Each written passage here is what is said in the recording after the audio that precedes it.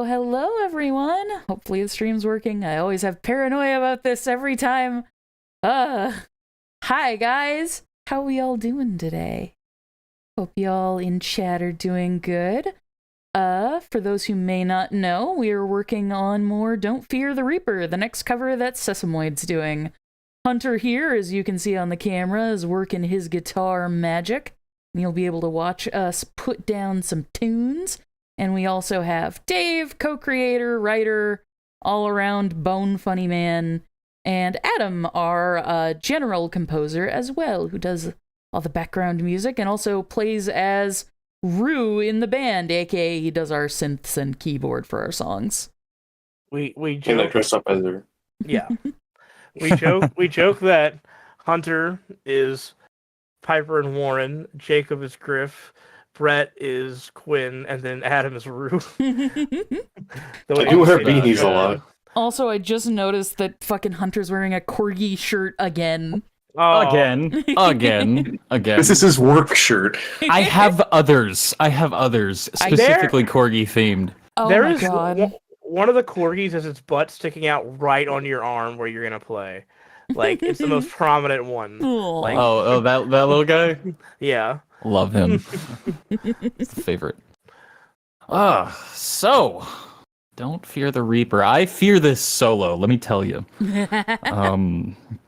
Yeah, no, I was kind of going through it over the past week, and I was kind of taking a look at it and realized, like, oh my god, this seems to follow like no rhyme or reason at all. And sure enough, there were plenty of other musicians who felt that way, but there was one who just did an entire write-up of like the theory behind that, how that solo works, and yeah, I understood about half of it, but I understood enough of it to know that it's gonna be a big one.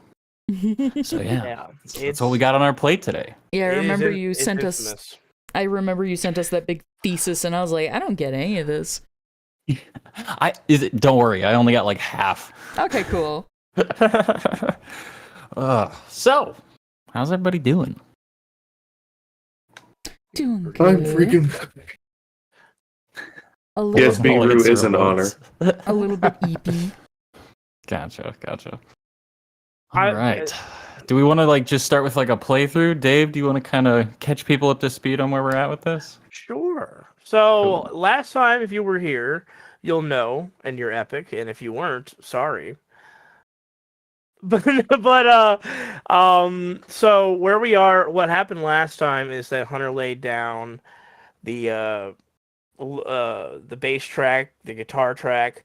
We're working with the vocals you're going to hear are not Jacob's vocals. They are actually the original Blue Oyster Cult vocals isolated, but we're doing this track a whole step down.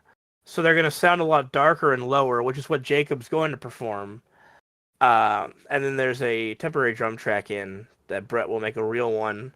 Basically, the way we do this is that Hunter, lays everything out into a nice, big, finalized instrumental demo. Then we get the vocals.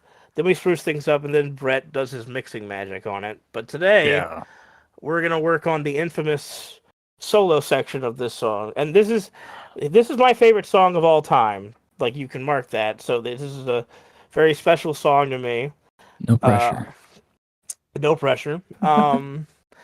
So, yeah, we're working on that part right now. I'm going to drink water.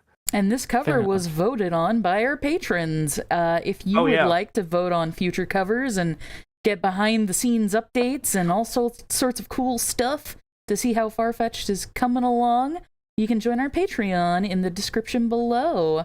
We are just a few patrons away, actually, from hitting 500 patrons.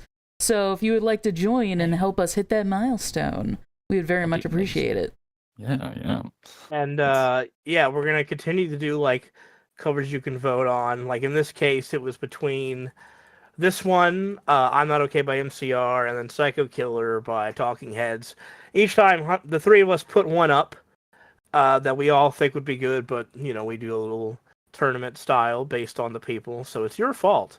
Whatever You really brought this upon me, and I hope you guys are proud of yourselves. Yeah. You picked the hardest song, so good job. I'm proud of you. Yeah, no. So let's see. Do we want to just like give it a playthrough first and let everybody hear where we're at so far? You can hear. Okay. So everything that's like I said, the vocals are not Jacob's vocals, but what you're gonna hear is basically everything we worked on last time. So Yeah. All right, here we go. before you ask, the guitar is not broken.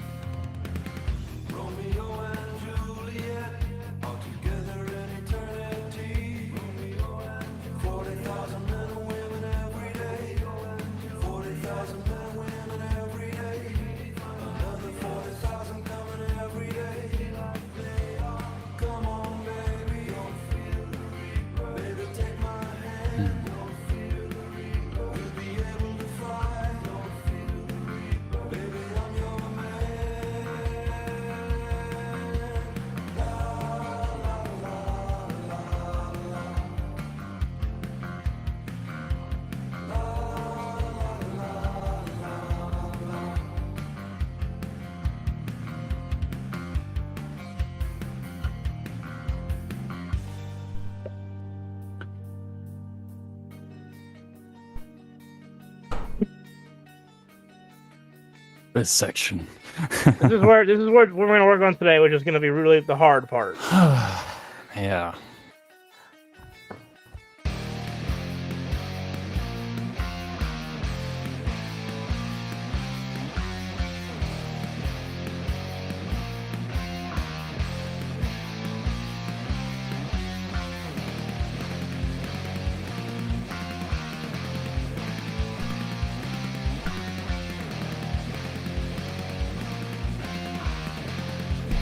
Those drums are very Joey Jordanson.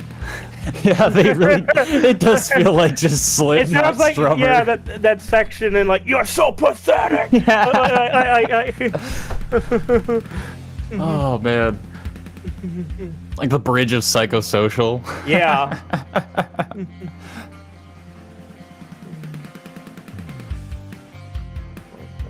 Oh man. Such a machine gun set of snare drums. I like it a lot. Feels very modern, I'll say that, yeah. When did the original song come out again? 1976, I believe. Dang. That's dark for Yeah, 76. I am M96. Oh, dude, this Blue Oyster Cult. They're one of my favorite bands because they were one of the. They did so many like dark and weird like horror sci-fi themed music in the 70s. Like on that same album, there's stuff about vampires, aliens, like the afterlife. It's great.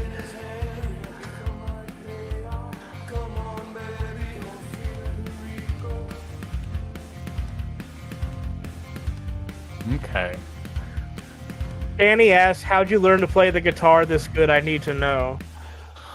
Oh my gosh. Hunter honestly, is, by the way, during the day he is also a guitar teacher, so keep that in mind. Dude, the biggest part about guitar and like playing it good and stuff like that is, first of all, just like doing it regularly. You don't even have to do it for like long periods of time. Just like every other day for 15 minutes to just keep it maintained. You know. I guess like I don't know. It's half as hard as going to the gym is what I tell people. You know, because like if you're going to the gym, you got to keep that stuff up pretty consistently to really like see results in any amount of time. You know, so like guitar, you can take a couple days off, but as long as you return to it regularly, and the other thing being use as little force as possible.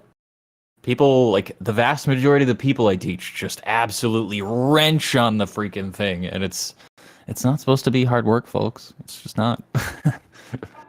Anyway, so let's get some of those leads laid down in the front end. Yeah, 'cause we got a couple during the verse or after the first chorus. So. Baby, oh yeah, I wanted to talk to you about that one part where like it kind of breaks into like rock guitar real quick, right here.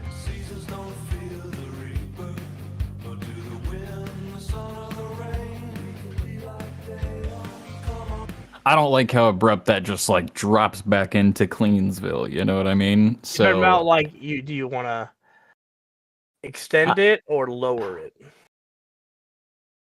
I'm really having difficulty deciding which, but I just wanted to like point that out and kind of maybe get the group's like brain turning on that idea and what you'd like to hear ideally, because like I don't know, the original song keeps kind of the same sound texture, like guitar texture through that section. So yeah, the reason I do like what you've done with it here is because I like the idea of kind of like it slowly building, you know. Yeah, it adds a little bit of that drive, you know. But I also I see what you're saying, where it's like it cuts off pretty quickly. So yeah, I'm even thinking about maybe like taking like a semi-dirty guitar and more or less allowing that to trail off alongside the main riff that resumes on the clean guitar. That way, it's just kind of like. At least there's something to distract you while this thing fades away, rather than it just like, oh, lights are back off again. Yeah, let's try that. Let's try that. Okay, cool. I'll get back into that once I get some of these leads laid down. Cool. I just wanted to, like I said, get it out into the ether. All right, Dave, what's your favorite Rob Zombie movie? The Devil's Rejects. I like Dracula music video.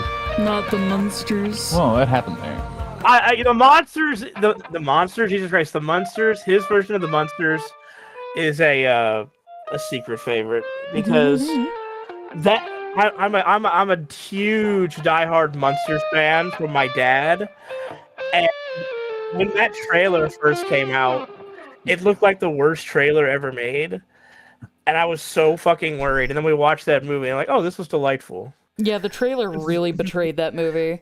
Yeah. It was just cute. By the way, if y'all are like talking with chat, feel free to just like turn me down. I'm okay. Cool. Yeah, totally understand. Oh, this is actually a good question, and we can explain why not. Dumb Dolphin 333 asks, "Will Sesame songs be put on Amazon Music ever?" The problem is that we have to charge for it on Amazon.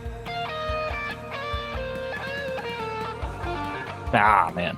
I mean, people want to buy them to have them, I guess. I think part of our concern with that is the cut that you get from selling music on sites like that is so low. Yeah. That we'd much rather, like, sell the songs ourselves. If there's going to be some sort of, like, purchasable Sesamoid album or songs, they're probably going to be on a service like Bandcamp or physical CDs, Yeah. which might be cool. Little Somebody Yogis. pointed out that there was echoing on the guitar. Yes, there is. That is by design. For this song, yes. yeah. Also, somebody brought up, don't forget the coffee, and you're right. Let's go check and see. There are It's only any been 10 coffee minutes. donations. I literally looked for a cup of coffee that I had made and forgotten on my desk because that's something I do. They were telling you to keep dehydrated. Yeah.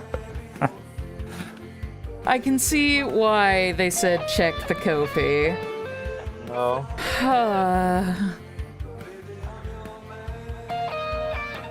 Is it something you can't read out? I'm debating if I want to read it out. If it's no Ashley thing, no. It's not no Ashley thing, it's worse somehow. Oh, God. Cursed as fuck. How do you even do that, man? That's magic. talent. That's either talent or like pure evil. Absolute Weapons for talent, This is good. quote-unquote. Weapons for More says I use Bandcamp and sell my EP for $5. That's smart. I would love to do that actually, like Yeah. a name your price thing. The thing is that also we're giving you guys this show, and these songs are part of the content, so we're not trying to, charge you out the ass for this stuff. We'd rather just give it to you for free. Also, someone asks how many of these covers are going to be part of the show. The covers, these are just side things. The originals are more part of the show, which like Creature featured an Adventricular. The covers are not canon to the show. However, if we did ever play live, they probably would play a couple of them. Well, yeah, of course. Also, Rena Mystica says, hey, it's been a while. Loving the lives and the new song cover. Can't wait for more. Y'all are awesome. Thank you. Thank you. Thank you, Rena. Hatchet Access could have the vinyl record be a purple and green swirl of sorts. Oh, absolutely.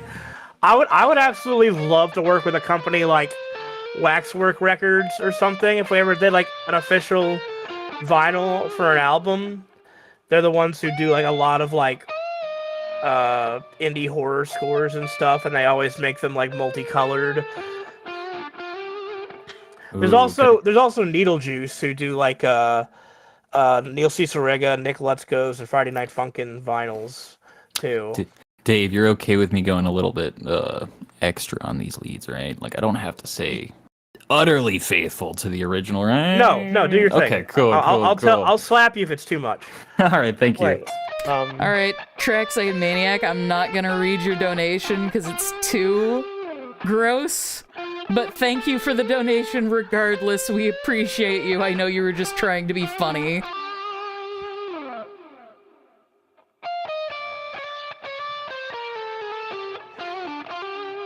Well, now I'm curious what it is. I'll say it has something to do with Danny DeVito and laying eggs.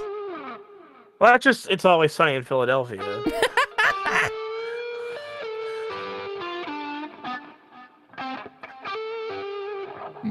Spiky Friend says, I just want to say that I am now working on my persona because of Ashley. I have become a furry because of her. Yes, join us.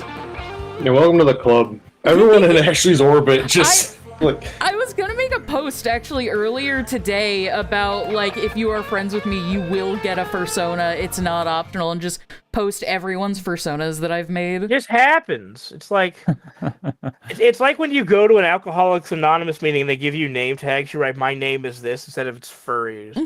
Like. Also, Nikki Owl. We actually talked about that, about if we ever wanted to do cassette tapes. That could be a fun, like, reward for something at some point, but... Maybe like a Kickstarter reward or something. Yeah. Oh, man. Oh, well, I got the first one. That's what counts. Mochi asks, if you make more products about Farfetch, will you sell in all countries or just in specific ones?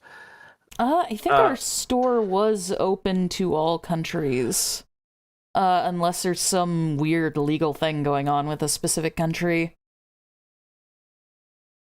Also, the store right now is down because it's being remanufactured, or sorry, we're moving where we're shipping stuff from. We're moving distribution, yeah. Jacob says you've attempted, but I've dodged the Sona so far. Hello, Jacob. That is Griff. Thanks for reminding Ashley. AKA Griff- our lead vocalist for Sesamoid. You're gonna have to put vocals over this. Also, if you guys did not hear yet, we put out a cheeky April Fool's Day thing where Jacob as Griff covered My Shiny Teeth and Me by Chip Skylark, but incredibly emotionally. And you can listen to that on the YouTube channel you're on right now. I did not expect Jacob to go so, like, hard on the, like, emotional, like, just depth of that one. Also, Jacob, you are going to get your flying squirrel persona someday. Don't you doubt it. And it's gonna be your little icon in these streams, too. You'll never be able to escape. Also, to tug on Jacob's happy sack once more, that man recorded and did that cover in one night. Yeah, he did it quick. That's his talent. So, also, yeah, no, I got the skeleton possum, because we decided that I am very possum-like, but Griff has a possum in the show, and Griff is my son, so... It all comes back around There's some weird family tree, but in the shape of a spiral. Like... You're your own grandson. Yeah. It's like Fry and the professor and Futurama. Yeah.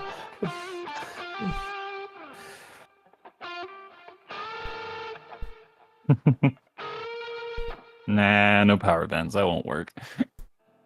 The Dark Llama 155 is so cool and awesome. Oh man, that's a great username. It says, I don't know, man, the Reaper is kind of scary. I'll let you get to know him. He's a sweet guy. Don't fear him. Here's a question for the chat. What is your favorite in media depiction of the Grim Reaper? Grim For me, from Grim Adventures of Billy and Mandy. That is my... Because Billy and Mandy was my favorite cartoon as a kid. It's either Grim from that, or it's the Reaper from Bill and Ted's Bogus Journey. Also, people in chat are asking for a link to the Discord server. Here you go, gang. Actually, wait, let me double check. Mods. Let me double check again. It's not a link to the production server. I always have that fear. Don't do that. I always have to copy the link twice and double check. Okay. Could you imagine the utter chaos? I mean, thankfully, if they did, they would only be able to see, like, our shit posting in the general chat, and that's it. Yeah, that's fair. I literally have that server set up just in case I do that shit. Because I'm dumb. And the general in that chat is mostly just, like, Helldivers jokes and, people congratulating each other on stuff that's come out. Yep. We got a lot of nice varied answers here. We got Grim, but then also a lot of people are saying the Puss in Boots one, Darksiders, Discworld, Terry Pratchett. I don't know if I like that. A lot of people are saying that, and I agree too. A lot of people really liked Death and Puss in Boots: The Last Wish. Mm-hmm. Norm Macdonald and Family Guy. That's a good answer. He was Death. Keep forgetting about that. Oh yeah, no wait, never mind. It is Death in fucking Puss in Boots. I like my big wolf daddy. Craig, that's mine. The Bill and Ted Reaper. You might be a...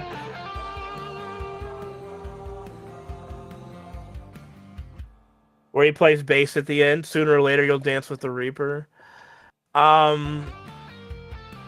Jacob asks, can we change this to a 2000s Minecraft parody cover song called Don't Fear the Creeper?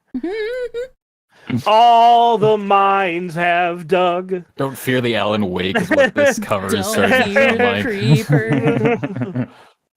Also, I just had to yell at Michael to put a bunch of dry ice he just got in the freezer because I'm like, no, I want to play with that later. I want to put it in water and make smoke. Why does this man just have dry ice? You know what? Never mind. I don't want to know. We ordered You having fun with the dry ice? We got a bunch of Mike- deep dish pizza. We in the bought a foot mail. on the dark web. Here, Michael's right here. Hi, can you guys hear me? There's Oh. Michael. Oh my Hello? God, you're a possum. I sure am. Hello. It's me, Dave. Ah! It'd be him. Uh, we got some pizza shipped in, some deep dish pizza, and nice. because of that, we got some dry ice. And I had Ashley mute her mic so I could show her the dry ice. She wanted me to put it in the freezer down here so she could play with it I later. am so praying that the freezer's cold enough that it's at least survives until the end of the stream. It should. Hold on. The thing is, Ashley, that's intended to survive for another 3 days without being in a freezer. Okay. So it should be Like dry fine. ice is supposed to survive for several days, so it'll be fun. It's cold. You don't want to touch it. Oh no, I'm not gonna touch it. I'm just gonna fill our sink with water and put it in the sink and be like, I have a No, concoction. in My my mind, witch's he was brew. scolding. The In my real mind, Dave he was is back. scolding Dave. In my mind, he was scolding Dave just then, who was about to put it in his mouth. So It is cold. You do not want to touch it. I have an actual dry ice story about the dangers and beauty of Give said. us- So Give us your we would- famous dry ice story. when we would do this a lot when I worked at the butcher shop. We would get Tuesday and Thursday deliveries for like all the meat on trucks, and that was like we'd have to unpack all the trucks with like 80 to 100-pound meat boxes. But a lot of times they would come with a couple bags of dry ice to keep a lot of the stuff cold. And what we would do normally is just throw them in the sink and let the smoke go everywhere, like ha ha, funny. And then one of my coworkers, I won't name them because of what we did, but the one time I got a write-up at my job of the 6 years I worked there, he taught me how to make a dry ice bomb. Oh yeah, you just put dry ice into a water bottle and it goes boom. And he was like, Huh. check it out, Dave. And we put it in a little Aquafina bottle, shook it up and threw it right when my boss came in. And then and he was like, Anyway, legally we need to say never do that. It's dangerous. don't do Big that. bad idea. You could get written up at your job or kill someone, which Or is kinda- die. No, more you lose more your- than you anything. lose Straight your up job or maim something? somebody and leave them with that for the rest of their life. More than anything, I think you could really fuck up your hearing. Oh yeah, yeah, for sure. Anyway, Dave, you want to make dry ice bombs later? Yeah. Hell yeah. Can't get written up now. Well, you're my boss, so technically, I guess. Oh, I have something to add to the best depiction of the Grim Reaper. Okay. Do you count the Ghost of Christmas Past in any version of Christmas Carol? Yes. Do you mean the Ghost of Christmas Yet to Come? Or no, yet to come, yeah. Yeah, that's definitely Yes. the Grim Reaper. The Okay, fucking okay. one from Muppets Christmas I Carol. was is horrifying. Dave, you stole my goddamn thunder, no! you piece of shit! I was doing it on a thing! Dave needs to learn to when to shut the up fuck. You know how much I love the Muppets. I'm sorry. Yeah, I know. But actually, have you seen that one? No. There we go. You've never seen Muppet Christmas Carol I with have- Michael Caine? I have, okay, I don't know if I've explained this well enough, because I know I've said similar before. I've never seen any Muppets content, like, period. Oh my god. Well, actually, look at him. I think it's so much better than the Jim Carrey Ghost of Christmas Yet to Come. Let me see. Where are Yeah, you this sending it? design is incredible. It's in the streaming chat. Oh, fuck. Ugh. I mean, do you want me to send it somewhere else? Just send it to me on Telegram. Okay.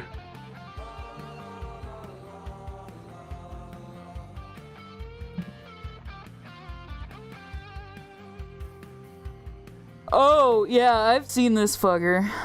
What's crazy is, like, without spoilers, most of the movie, because it's a fun Muppets Christmas movie, like 95% of it is like funny little gags and sweet moments, and then this entire part of the movie is just horrifying. Like, even so much that like Gonzo is playing the author of the Christmas Carol, and he says like, oh, "We'll be back after this part," and he just leaves the movie until it's over.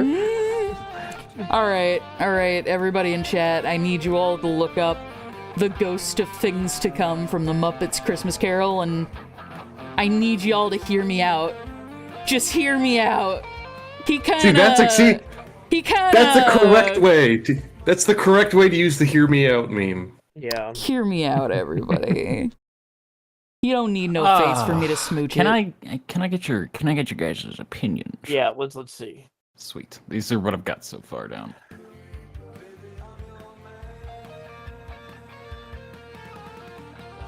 Ooh.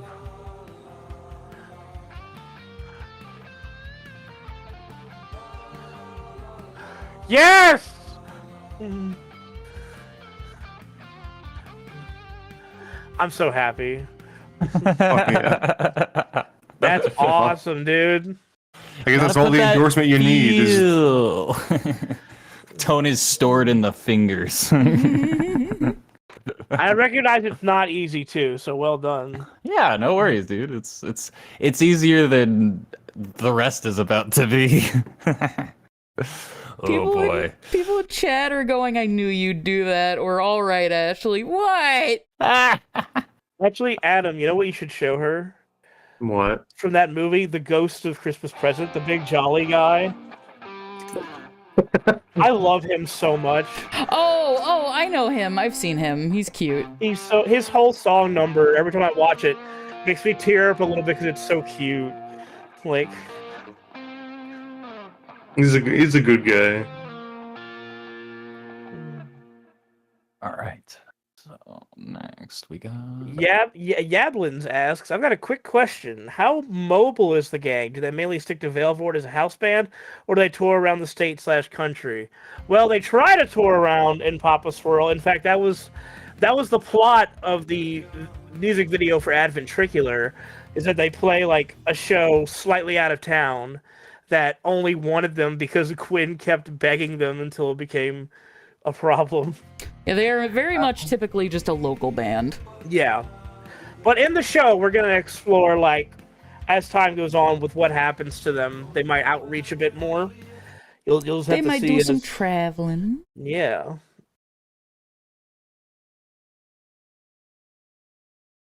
I knew Ashley would call Puss in Boots Death Wolf Daddy or something like that, and you literally fucking did. What? Can you blame me? Have you seen the way they animated him? True. He just goes, That's it's not just my fault, how I'm he just do- drawn that way. Soaring Fox 16. Who in the Sus Boy gang would like their steak well done? Oh, ew. Whichever character. Rue. Yeah. Rue. We'd be terrified Rue- of the pink she'd- because it's she'd like bloody. Be so scared of pink steak. Don't give me a reason to hate Rue. She's a baby. All she eats is fucking chicken nuggets. It's true. She's got Dino baby Nuggets. diet. Yeah, dino nuggets specifically. That is true. She would see any pink and think that it's gonna hurt her. Probably would offend Warren too, as someone who likes to grill. Oh, that would be the number Like- one thing that pisses Warren off with her. Warren would constantly be trying to push her, like, okay, but what about medium well? And she's like, oh, no, I'm not hungry. It's okay. And it's like, I know you are. You haven't eaten in 2 days. Oh. I had Chex Mix. I had honey nut Cheerios. It's fine. I had Chex Mix, not even one of the flavored ones, just the regular Chex Mix. I mean, All the Her extra, Chex Mix. all the extra flavorful pieces of Chex Mix she picks out and gives to Griff. oh, Her Chex Mix is just Chex cereal that she puts salt on.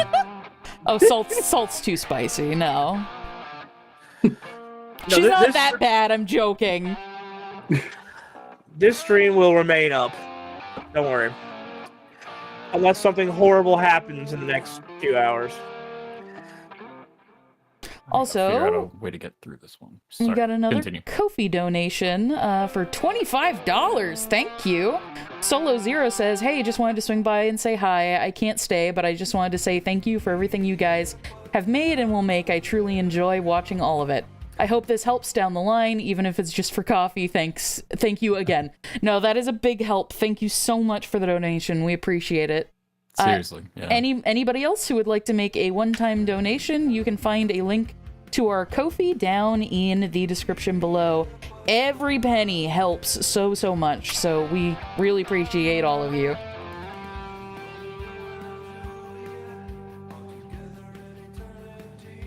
Romeo and Juliet. There's a lot more deaths now. That John's number's here. accurate.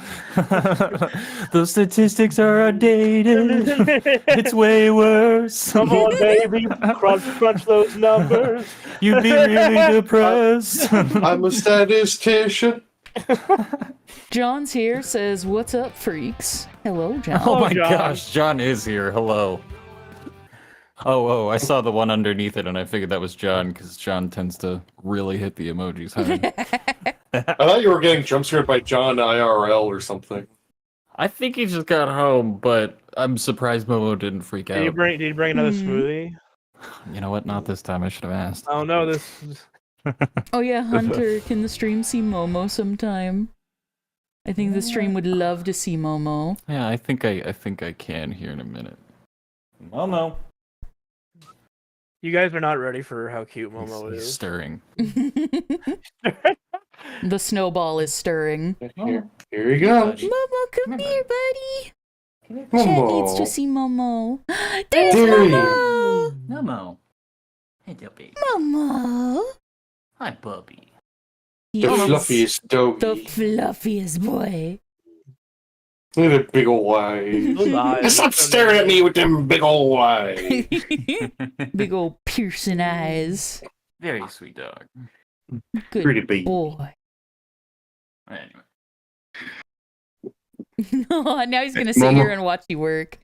Yeah. Momo is as soft as he looks, can confirm. I'm so jealous you got to pet Momo. I'm so jealous of your dog. It's what you. No, I was talking to Adam, but I guess I am jealous of Hunter too. Oh, I was talking to Hunter. I was like, Excuse me, I need to sit. Excuse me. Thank you.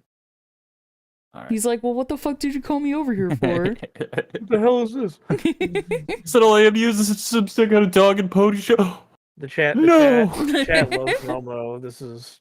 It is all. Chat is Momo. exploding. I knew they'd love Momo. They're getting so emotional about him. Momo, shut up.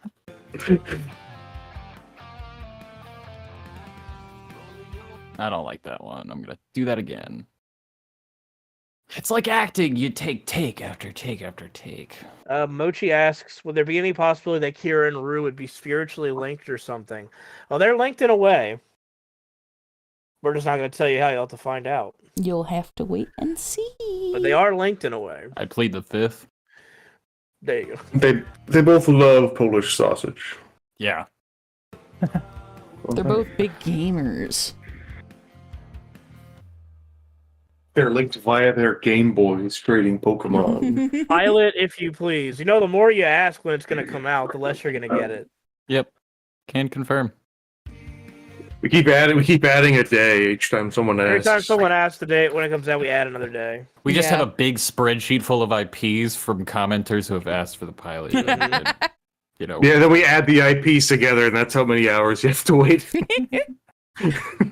Also, Spaghetti and Animator. Oh, sorry, go ahead. oh no, you go first. I was going to say, Spaghetti and Animator, we are absolutely going to see Ramshackle. I love Zeddy's work. Yes, Ramshackle Yes. is so good. I cannot wait to It's see the full thing. Speaking of Obscenely John, good. he did the theme song. Yeah, Yeah, he he did. did. Yeah, so Dude, I can't wait for y'all to hear that. It's so good. Like the other in-episode song. Oh. Let's get this one down. Ryan Hartwell asks, will the game come across the Blair Witch? No, but the villain of the show is named Blair, and she's a Blair bitch. So, Damn it, that's better than my joke. I said, well, they're gonna come across Blair and she is a witch. yeah, the Blair bitch. The Blair Bitch Project. I was just gonna read off a couple Ko-fis real quick, if that's Yeah, okay. go for it. We got a $10 donation from Chase. Thank you so much. Heyo, hope y'all get to see the eclipse next Monday. I do not think we are in the path of the eclipse, unfortunately, but eclipse. Hunter might be. Definitely not. Austin is going to be crazy. Oh man. Like, Austin, Texas is always crazy because everybody wants to go to Austin, Texas, but like, Keep it weird. no, dude, like when there's like an actual event or occasion going on, nobody in that entire city is going anywhere. The traffic is brutal. But yeah, we are like on the opposite side of the country to see the eclipse, so we probably won't be seeing it. And then another donation from Solo Zero for $30. Thank you so much. Yeah, thank you. You are very generous to us. Said, hang on, I forgot the others are also going to need coffee too. Okay, have fun, bye. Well, shit, now I gotta buy these people coffee. Next time we all hang out, we'll all have coffee together on me. Well, technically nice. on Solo Zero. Also, Hey, when are you visiting to have some nice Washington coffee? Yeah, Hunter, come hang out. yeah. Do what? Sorry. No, like you gotta come. Like someone bought us all coffee. You have to come hang what? out and get some Washington coffee. Oh my goodness. What kind? What? Why is Washington coffee different from other coffee? Oh, You know, Washington Washington's where coffee's Seattle- very where Star- different. Really? Yeah, that's Washington coffee is where started. I mean, Starbucks started here. No kidding. I was not. So everybody's trying to make better shit than Starbucks. I just assumed we all woke up one day and Starbucks was everywhere. You know. That's fair. It's kind of what happened. Yeah, but like the OG Starbucks has like all the original branding and stuff still in Seattle proper. Oh, I see. Dang. Well, yeah, It is- absolutely love to do that. It always has a line around the fucking block every time I've walked past it. Oh, there's a place in Boston like that. Wow, it was like Mike's Pastry. That's what it's called. But yeah, they are cash only, if you know what I mean. And they have been around for like 80 something years, and Mike's Pastry just always has a line like 3 blocks down the road. It's insane. Also, yes, T-Vision, if you say not to tell you when the pilot comes out, that does decrease the time. I was gonna follow up on that because we're obviously we're joking, but like, so for the pilot, the answer is that like, it's just honest to God, we're working on it. It's just that animation takes a while, and since we're paying for this thing out of our pockets to pay our team well enough, we have to keep working ourselves. So you guys supporting the other content we make with the show and us working on other projects lets us pay our team fairly to get it done. I will say, very soon, probably one of the next streams, we have this incredible big animated shot from the pilot that's done and Ash's gonna start cleanup on. So I sure am. So you guys will get to see some gorgeous animation very soon. Yeah. That's good. Also, me doing that shot myself will save us a few grand in money. Yay! Dang. So don't worry, you will have some animated stuff to look forward to very soon. Weapons Remorse. Here's a question for Hunter. Do you track MIDI drums or do you piece it?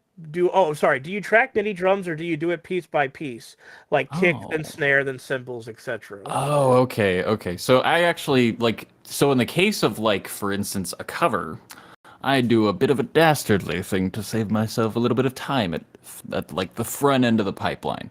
What I'll essentially do is I'll find a place where somebody has already sequence the entire song. So for Don't Fear the Reaper, I went and found a Guitar Pro tab, and I was able to extract MIDI from that. And so I was able to just lay out the MIDI drums for the whole song right then and there, all one fell swoop. Obviously from there, we then go and augment, shall we say. But yeah, that's how covers are done. But I'd say when I'm doing actual original songs, I will totally just more or less do sections at a time. And then once I've done each section, I will then go back through and make sure they all flow well with things like rhythmic cadences or little fills to transition you into the next part. I personally far favor punching in all of the MIDI on a piano roll over taking a USB MIDI keyboard and playing all the parts one at a time to stack up on one another. Just that's my workflow, Yeah. Well, there you go. Sorry, too much. No, I think. Okay, cool. How dare you? Thorough How dare you answer. I don't know, speak dude. on this live stream? Dude, what? I don't know. I just I worry that because I'm teacher brained, shall we say, I kind of go really hard into explanations that people were not ready for. The whole point of this stream is to show how the process goes, and that is a part of it. Yeah, they sounded like they wanted a thorough answer. So All right, you want a really thorough answer? No. that guy number 9. Yes, that is the cover we're doing. Correct. Also, I see people in the chat theorizing about Rue and Kira, and it's making me giggle. Yeah, same. Let them do it. At least people are finally starting to realize that the green eyes wasn't an animation error. That was so funny. That's Yeah, so funny. We promise the green eyes were intentional for the story, and you'll find out in the rest of the pilot. But No, a lot they're of an people are like, animation error. Everybody's right. you guys fricked up. Trying to find a better snare drum for this. It's so funny because, like, if this gets you guys excited or even more curious, like, that minute of the pilot teaser we shared is, like, not the very beginning, but very much towards the beginning of it. There's, like, so much time after that. Like, it's kind of funny, like, nothing is really revealed in that. You just get a minor, like, we wanted to just put out a thing where you get to hear all the characters and get their interactions and a little taste of the tone. But you have no earthly idea what's coming, and that makes me so happy.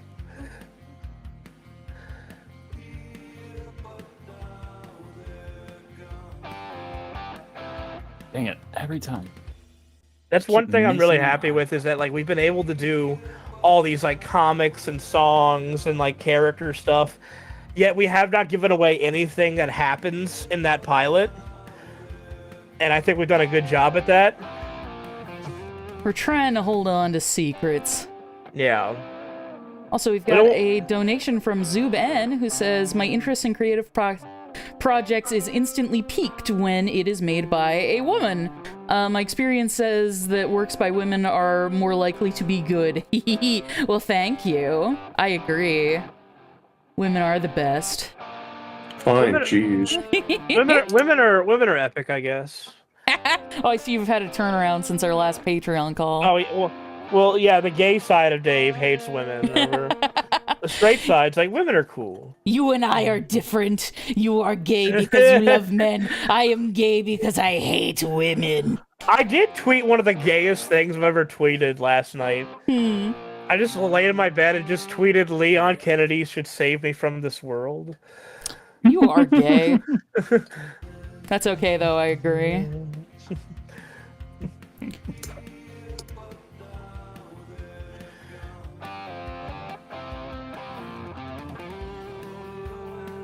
MH asked, what is the universe's Starbucks called?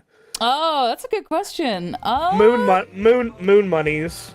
No, we can't do moon. Oh, that's right. That is Instead of cute, star- though. Instead of sun No. No. Starbucks sun deers. That's cute. Sun deer coffee. Yeah. That actually is cute. I like that. Wait, Dave's gay? Sundo. Sundo. Oh, I am no, bi- because it's fucking also deer and Yeah. Wait, Dave's gay? No, I am bi. I am half gay. I'm pan, so I don't even know how the math works out on that. I guess it Isn't it negatives matter? out to 0. Because I love to laugh at myself, chat. This is an absolutely true story. When I finally came out to my parents and I was terrified. And I sat them down and said, Mom, Dad, I have something to tell you. My dad said, you're gay. And I said, well, you're half right. And that's how that went. That's so good. So, my parents are pretty cool. That's like the best response. The way it went with my parents is I didn't even tell my dad because I know he just wouldn't care. But I told my mom, and she was like, well, you better at least give me grandkids. That's all I care about. And I'm like, oh, That's Mom. That's what my mom says, too. I'm not even having kids if I marry a dude. You're not getting that either way. I'm the opposite, where I no matter who I went with, I want to be a dad. I've had too much dad energy all my life to not be one day. I don't have the patience to be a mom. I just don't. As somebody who has to deal with other people's kids for 30 minutes, an hour tops, I am so glad they take them away after that time's over. You see, that's what I want. Like, I think kids are great and they're super fun to like. I wasn't built to be a dad. I was built to be the cool uncle. They're super fun to hang out with and stuff, but god damn, I need them to just go away after a certain amount of time. I have to say, to the people who are surprised I am LGBT, do you really think the person who wrote for Hazbin Hotel, Farfetch'd, and Lackadaisy would be straight? Yeah, there's no world where you're straight. Also, we got another donation from Katie Bug, who said, "Hello, I recently discovered Farfetch'd and really enjoy it." Oh, well, thank you. The songs are amazing and love making fan art. I know it's not much, but you guys have something really special you're doing here, and I am a broke 17-year-old who loves your show, so thank you for everything. Oh, well, thank you. Hey, like I said, literally everything helps, so... Yeah. You know, especially a donation from somebody who doesn't have a lot of money, that's very appreciated. Hatchet Axe, if somebody gave me that dad robe from that real Ghostbusters toy commercial, I would cry. I want it so bad. I made everybody draw Warren in that one time, and that was fun. We need to put Warren in that in the show or a comic at some point. Yeah. It's from... It has to be canon. It is from just a random 1980s Ghostbusters toy commercial where at the end, the boys are like playing with their like Ghostbusters figures and the dad comes out and they're like, "Ah!" And he just comes out like smiling in that robe like, "Mom, my boys." And I'm like... Ashley gives off cool aunt vibes. It's true. Hey, can I get opinions on this real quick? Yeah, but real quick, someone says Hunter's a mood. Now you can get opinions. Oh. Thank you. All right, so yeah, it's just the little lead tag that throws you into the chorus real quick. Let's see.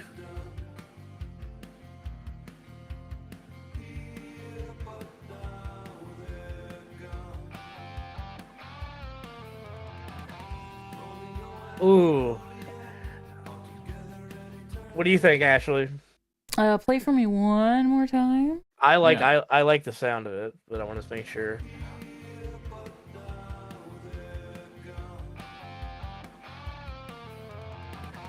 Yeah, I like it. Yeah, I like it too.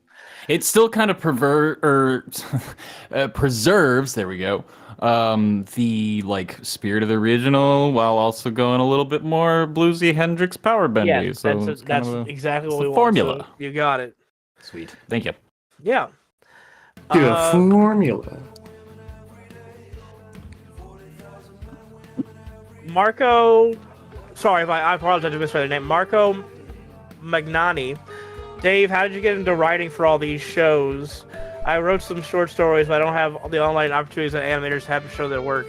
Straight up, I got into it because I used to do, I don't know, I've written for stuff for a long time, but I used to do a podcast where I would talk about horror movies with internet creators, and I met Viv through that, and she hired me to be on Hazbin because I guess she thought I was funny, and then Ashley, I guess, also thought I was funny, so hired me to do the Hell Puppy script, which we turned into Farfetch together, and then Fable and Tracy, I guess, thought I was funny, and they were like, "Booze Cats," and I'm like, okay. I guess I'm not trying to like yank my chain, but I guess people think I'm funny. So if you want to get into writing, just do writing. It could be fan fictions. It could be like collaborating with a friend to make a comic. Like it could be whatever. Just find a thing and just go for it. You want to do a thing for a living? Start. Yep. Exactly. Dave, you describe your entire career like you're a monkey on a chain. Like they're pulling on you. You're like, oh, come to write for us. And the monkey hands a portfolio to the guy yanking the chain. Also, we have another donation from Mackle, who says, "Since you're in the general Seattle area, go Mariners. Heck yeah, go Mariners. Go Sounders. Go Krakens. Have you visited Mopop? I have not visited Mopop yet. I've been wanting to go, though. I just never find a good day because I don't give myself time off. But anyway, they also add, I did when I was 5, and I hate that I wasn't more appreciative of it. Oh, well, I hope you get to go back someday. It's, from everything I understand, it's really, really cool. I'm looking forward to going. I've only gone to like the Glass Museum, the Space Needle, of course. I've been to Pikes. I've been to the aquarium. But I think that's it. I still need to go to the zoo, and I need to go to Mopop as well. Also, like I've said, I've walked by the original Starbucks multiple times, but you could not pay me to stand in that line to get in and go in there. I refuse. Yeah, you're just gonna have a nice sip of the coffee, and you're like, pretty good. That wasn't worth it.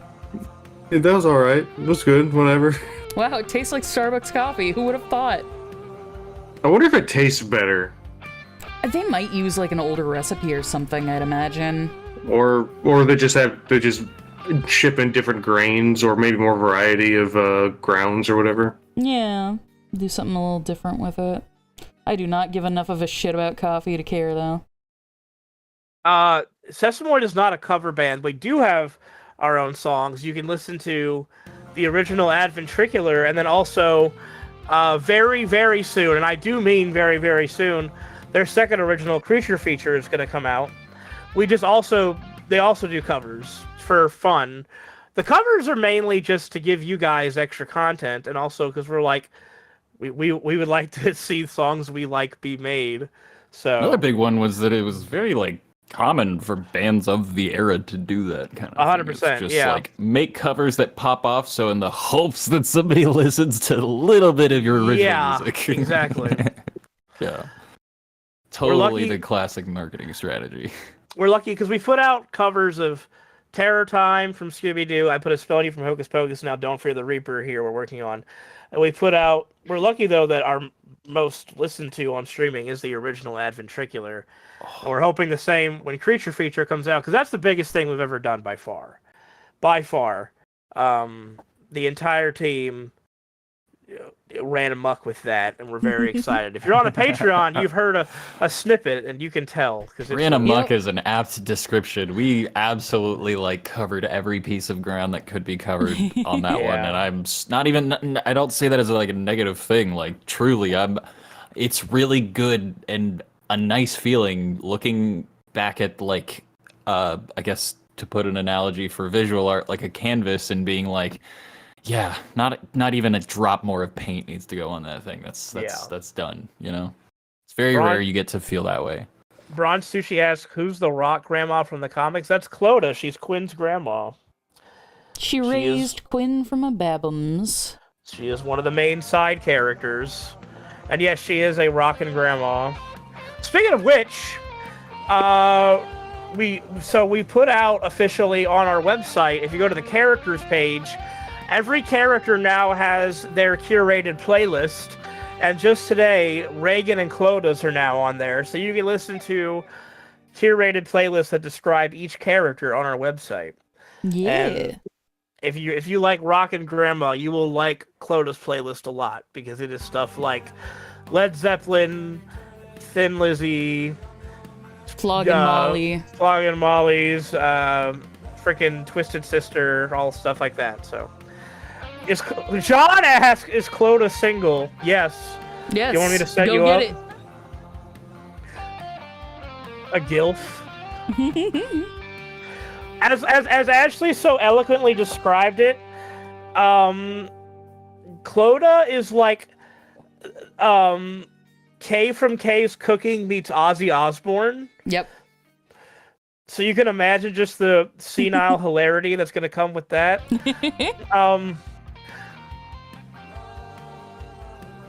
We've got another Kofi from Fizzy Dizzy who says, "Hey freaks, sorry I'm late to the stream. We will never forgive you. Just got off work where I, funnily enough, work with a bunch of kids. Hey, that sounds fun. Have some maple money. Yes, I know it's not real, but I hope it gets converted, LOL. Your guys' money guess- smells good. I guess I'll take your fake money. Yeah, fucking, I used to go up to Canada for conventions and stuff, and every time I would have Canadian money, I'd always sniff it and go, it does smell like maple. Why? You know what? That does, I will say, all the times I've made fun of Canadian money, that does give it a little more legitimacy to me, if it smells good like that. It literally smells like maple syrup. Amazing. What does Quinn like to listen to? If you go to the character playlist, farfetch.show. Go to the characters tab, and you can, on every page, there's a bio of each of the characters and a little playlist you can click on if you have Spotify. Well, not necessarily every song on their playlist is a song they would listen to, but fits their general vibe. Right. I will say that's a good one. Luca Capelli says, "Surprise! Reagan doesn't have 'Love Me Like a Reptile' by Motorhead." That's a pretty. That's a good point. Maybe we should add that. I could add that.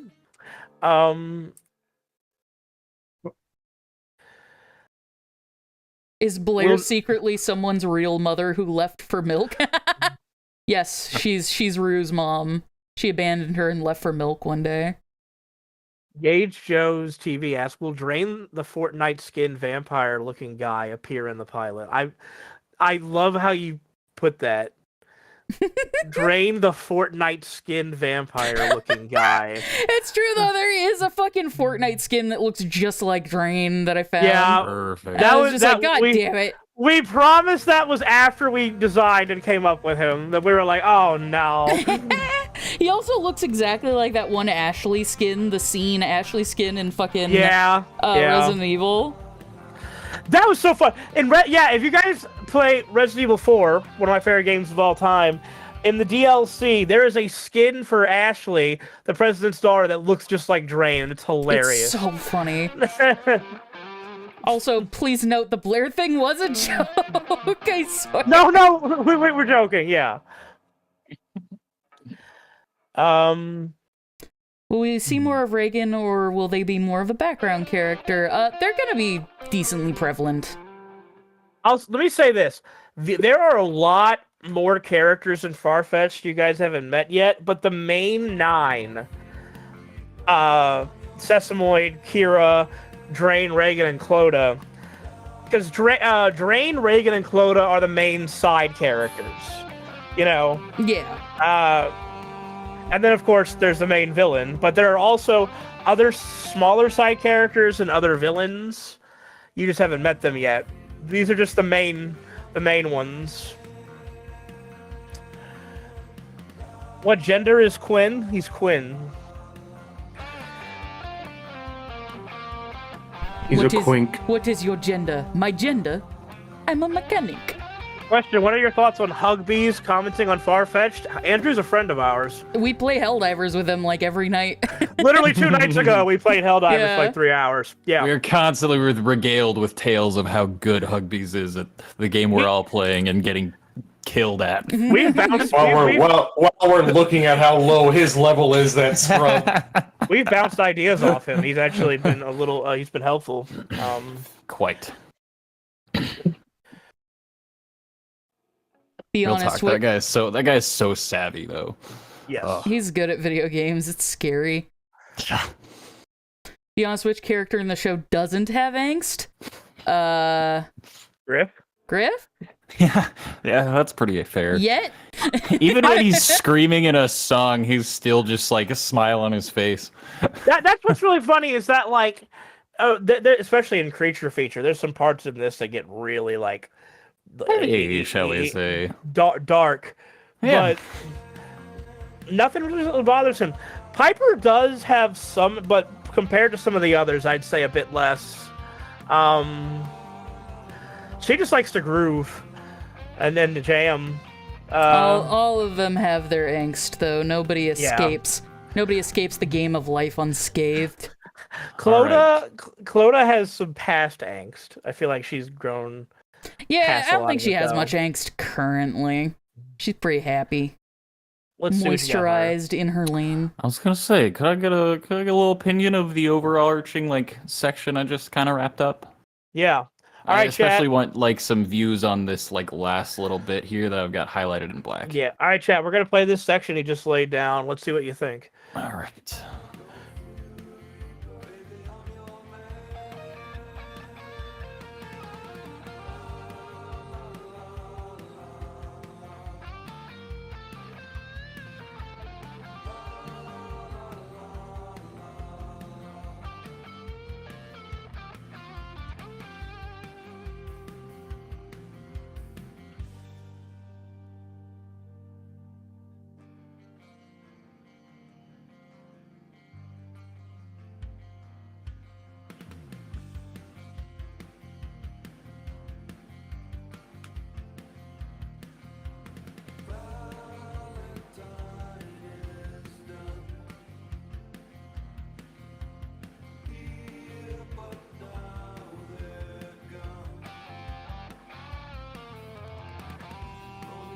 Ooh.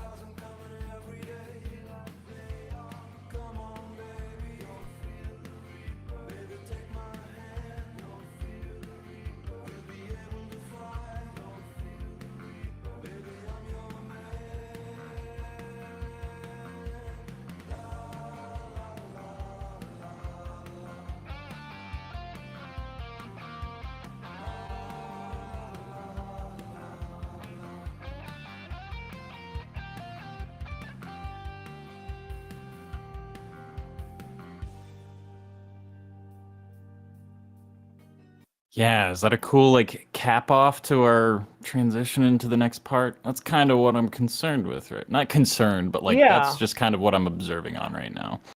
Yeah, Uh, Get perspective. For What it. are you worried about it specifically? So like I'm trying to think if I have the original somewhere. Or what about it are you worried about? I don't know how to word things. I don't know. I just want to make sure it's not too high energy in something that then just kind of like peters out into like a nice like single wave break. You know what I mean? I think Um, if you went any harder than this, it would be a problem. Where it's at right Cool. now, I think is especially because it's leading into the section where it does get the hardest too. I also think to have a good picture of that, we might need to wait until more's completed and listen to it in like the Fair. big picture and see if in context it makes sense. Okay, cool, true. All right, and I'll get back to work then. Actually, I'm going to grab some water real quick. I will be right back. You know what? I could go for some water too. Do we want to do a short, like 3-minute break or something? I mean, I get Are we allowed entertained. to do that? I have water at my desk, so I get entertained. Okay. Don't the YouTube people come to our house and kill us if that They're happens? knocked out. It's like algorithm, and then just steal everything. Algorithm, open up! All right. Well, then I'm gonna slip into the void for a second. Ah! As All will right. I. I will look at your insightful questions in the chat. I'm glad you guys are liking it so far. Hunter's knocking it out of the park. Can I ask why Quinn wears a corset? Does he just like how it looks? Honestly, he's insecure about himself. Quinn kind of dials himself up the way he does. Mainly because, I mean, he is confident, but he also is a bit insecure in how he actually looks because, spoiler alert, that blue hair and thin-ass waist is not how the man actually looks. That is just how he likes to be perceived. Thank you guys for covering my shiny teeth. That's no problem. Jacob knocked it out of the park in one night. He recorded that, and we thought it'd be a fun April Fool's Day thing. We don't want to do anything. We wouldn't want to do anything mean for April Fool's Day. We just want to do goofy stuff. And we realized when we decided Griff that we designed Griff, he looked a bit like Chip Skylark. So we were like, there's potential here. Pour some water on your bones, Dave. I'm doing that right now. I got my big old hydro flask. Do you guys think there will ever be Sesmoid CDs and cassettes? Anyway, back to drum major audition practice. Good luck. I'll try to get Avid Trickle a marching band show for you. That would be amazing as somebody who played in marching band all throughout high school, kitty dude. I played I played in school band alto saxophone and baritone saxophone from 4th grade to college. So, but I would absolutely love to do CDs and cassettes as some kind of reward thing or merch item. But we'd have to wait until obviously a full album was done. But that's something I would love to do.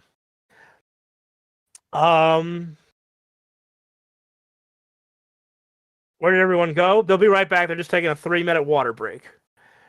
But I already have one on my desk, so I'm in charge. Which Farfetch member would own that one ugly Garfield plushie? Rue or Reagan? I think. Probably one of them would own that one. Quinn gives me major gender envy. He's doing his job then. What other covers will the Sesmoid Gang cover? You can help decide that if you join our Patreon for $1 a month. We put up polls of songs we'd like to do, and we let you guys vote. You guys voted on this one, as a matter of fact.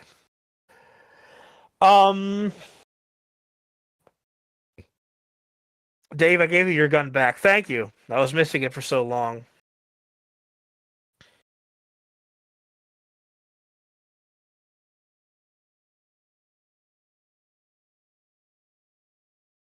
And we already answered which fandom theories. Well, look, if there are any theories that are too close to the actual thing, we're not going to tell you because we just want you to watch the show and find out.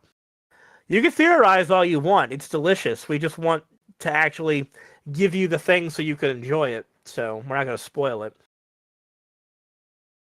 You get a little hint into what Warren's angst is. I'm not going to tell you what Warren's angst is, but it's probably the darkest, if not one of the darkest of all the characters. Warren's backstory, poor boy, is not a happy one. Quick question coming from Lee is a Go Tigers? Absolutely, LSU Go Tigers. I grew up in Baton Rouge, so I almost went to LSU, but I'll just be straight up, my GPA wasn't good enough. So I went to Louisiana Tech University in Ruston, Louisiana. And I spent 2 years there, and I fell out of music even though I had a scholarship for the saxophone because I spent all my time at the school's radio station, which is how I got my love for broadcasting and entertainment, doing stuff like this and music. And I didn't go to class like an idiot because I spent all my time at that radio station, and so I dropped out after 2 years. But then all this happened, so not that bad. Michael will probably voice the character in Far-Fetched. He's just not one of the main ones. Which is funny. We joke about he's in like every indie show except the one made by his girlfriend and his best friend.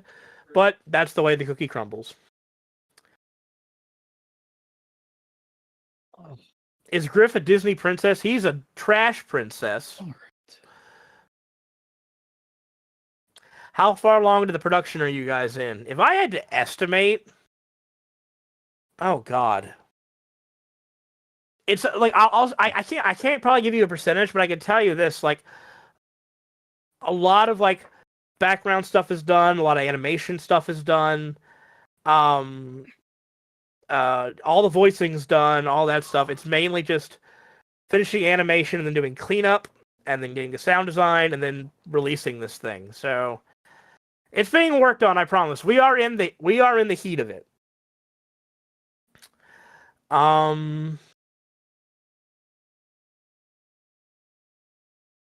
I like how Kira's age is just dog. That's right. If Sesame covers an MCR song, I will die happy. Well, you almost won that because I'm Not Okay was the other option besides Psycho Killer on this one. But I won because I'm epic. MCR is going to be inevitable. Oh, okay. I'm back. Yeah. Oh, you MCR is gonna happen. I was gonna say, speak of the Jesus devil, and Christ. she shall appear. You summoned me. You said MCR 3 times. Actually, you sound like MCR stands for my crushed respiratory system. Shut the fuck up, Dave. Oh man, right. Griff is my new favorite. Thank Good. you, Bronze Sushi. I'm glad. Good. As he should be. No, this is live. Hi. As you can see, because I just said your name. Actually, I lied. This is all pre-recorded. It was destined that you'd be acknowledged. We just from the knew. We void. contacted our seers, and they told us, "Hi, would ask if this was even real." Yeah. So cleanup has been started? Yeah, we've been doing cleanup a whole bunch. Compositing's even been started. Where in Ireland is Clodagh from, and does she know Gaelic? I believe she does know Gaelic. I don't know the exact location if we decided like what town or island or anything. Yeah, we don't know enough yet to really make that decision. But yeah, I I'd could imagine start she'd know like stereotyping. a little Gaelic. I've always said that if we did an MCR cover, I mean, we'd have to talk about which one. I would really like to do Famous Last Words, the last track on Black Parade. My picks would be Helena and I'm Not Okay. Y'all don't want to hear my pick. You were not going to talk about that. Dave doesn't want to hear. No. Dave doesn't want to hear my pick. I'm glad you guys also think Psycho Killer is awesome because Talking Heads are one of my favorite bands. I really Ever. wanted to do Psycho Killer. I'm not gonna lie, but it's okay that we didn't. I forgive y'all. Hey, Hunter, my bestest friend in the whole wide world. I would love to hear your pick for an MCR cover. I don't Really? Want to I don't want to I do this would love argument to now. hear it because I love and support you and I want you to get what you I've want, said buddy. before, it's not a bad song. It just doesn't belong on that album. Hunter, I'm your actual friend. Who You do cares sign about my you? checks, so like. And I pay you, I'm so gonna start whiteouting those checks if you say anything. Dave's just gonna start washing them and writing 1 cent on each one. You're just gonna remove 1 0 from the end of each one.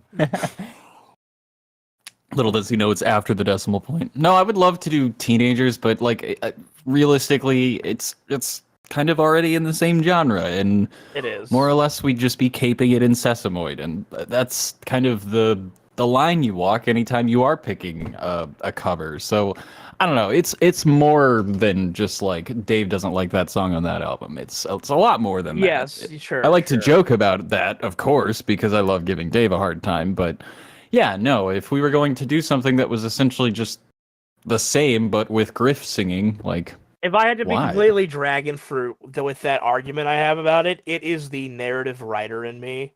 That just because I love concept albums and I love the Black Parade, but Teenagers to me, it just does not fit the narrative of that album. okay, can I have my argument with you about why I actually do think it fits on that album? You Why do you already do that in the have. BRB? No, I haven't. Adam's learned to run away during these. I don't think I Mom have. and Dad are fighting. No, but do you want to hear can- my point of why I think it fits? Sure, you can go ahead. The entire song to me reads as a manipulative point of view on how teenagers are really easy to influence and get to do what you want, and one of the malicious practices of military recruiters is playing into that. So it's all about like, yeah, no, you're violent, you want to kill everybody, join the military, and fucking the whole album is about being, you know, fucking in the army and PTSD and all that shit. So it is literally a song about fucking manipulating teenagers for military recruitment. So no, it fits perfectly. I mean, it fits in the way where it's like sending off kids to die. If you're gonna say that, if you're gonna tie that into an album about death, sure. But that's like a 6 Degrees of Kevin Bacon kind of thing at that point. The whole thing has military visuals, army visuals, war visuals. It literally fits right in. Well, they're more of a marching band than a military band in how they dress. I know what you're trying to say. I'm not saying you're wrong. I'm not, but I think it's more of like a dark marching band aesthetic than like a military band aesthetic that they have in that album. Nah, war is like a huge thing in that album. I will say, Anonamel says, Teenagers doesn't seem like it would make thematic sense for your story, to be honest. No, it wouldn't. Also, I'm just gonna be real. There are way better MCR songs. Oh, there absolutely are. Like- Teenagers does not even rank it might be in my top 5, but it's definitely not even in my top 3 of songs that I would pick. Yeah. Also, that's like, this is not me, dog. Black Parade's one of my favorite albums. I'm just saying, everything has like that one. It's the one song I skip if I go back to it. I'm just gonna be real. Namels just said marching bands are derivative from military bands. Ha ha ha! I win. Kinda. I'm gonna move on. To actual questions. Did we say Clodagh was from Northern Ireland? Jesus Christ, Ireland. I think we were leaning towards Northern Ireland, but again, that's not set in stone. Disney. I think the reason. Oh, sorry. Go ahead, Adam. I was gonna say, I think the reason, I'm not sure if we were just messing around. I think, like, do we want Clodagh to be like a city gal or a country gal? And I guess Northern Ireland, we decided wouldn't make more sense because we wanted her to be more of an Irish country girl. The thing is, though, wouldn't she, with the way she is, that sort of in-your-face rock and roll persona, be more of like going out at night in the city? You know? I mean, I don't know. You know what? Let's just look up where Thin You know what I Lizzy's mean, from, actually? and then just Like- say she's from there. Wait, what was that? I was thinking about it, like, the way Clodagh's persona is, that very in-your-face rock type, wouldn't she be more of a city gal? I mean, she could have just been a barn. Midnight is on her playlist. Could have just been a barn burner type gal. I Maybe. feel like she would have started as like a country girl and then slowly gotten kind of sick of that life and wanted to move more towards the city, but probably over time she was like, Ireland is so small, the city here is like nothing compared to what I know the world can be. And Cloda's a bit of a punk, a bit of a rapscallion. She breaks a lot of laws before and during the show. So, and I feel like she would pretty young in her life, she would be like, no, I want to experience more of what's out there in the world. I want to pursue my music career. But she kept putting that off until she was in her 30s and married and had kids already. And then finally decided, fuck it, I'm moving to America. I'm pursuing my dream of having a band and making it big. And I feel like I can't do that here, or I feel like I have more chances overseas. And she moved with her whole family. Yeah. Well, there you go. At least that's the theory for now. That's not set in stone, not fully canon. You can't put the basically on the spot, it seems like. Some of that we've already covered in her character description. So it's not really new information. I got you. If we were to cover a Green Day song, God, there's a lot of options there.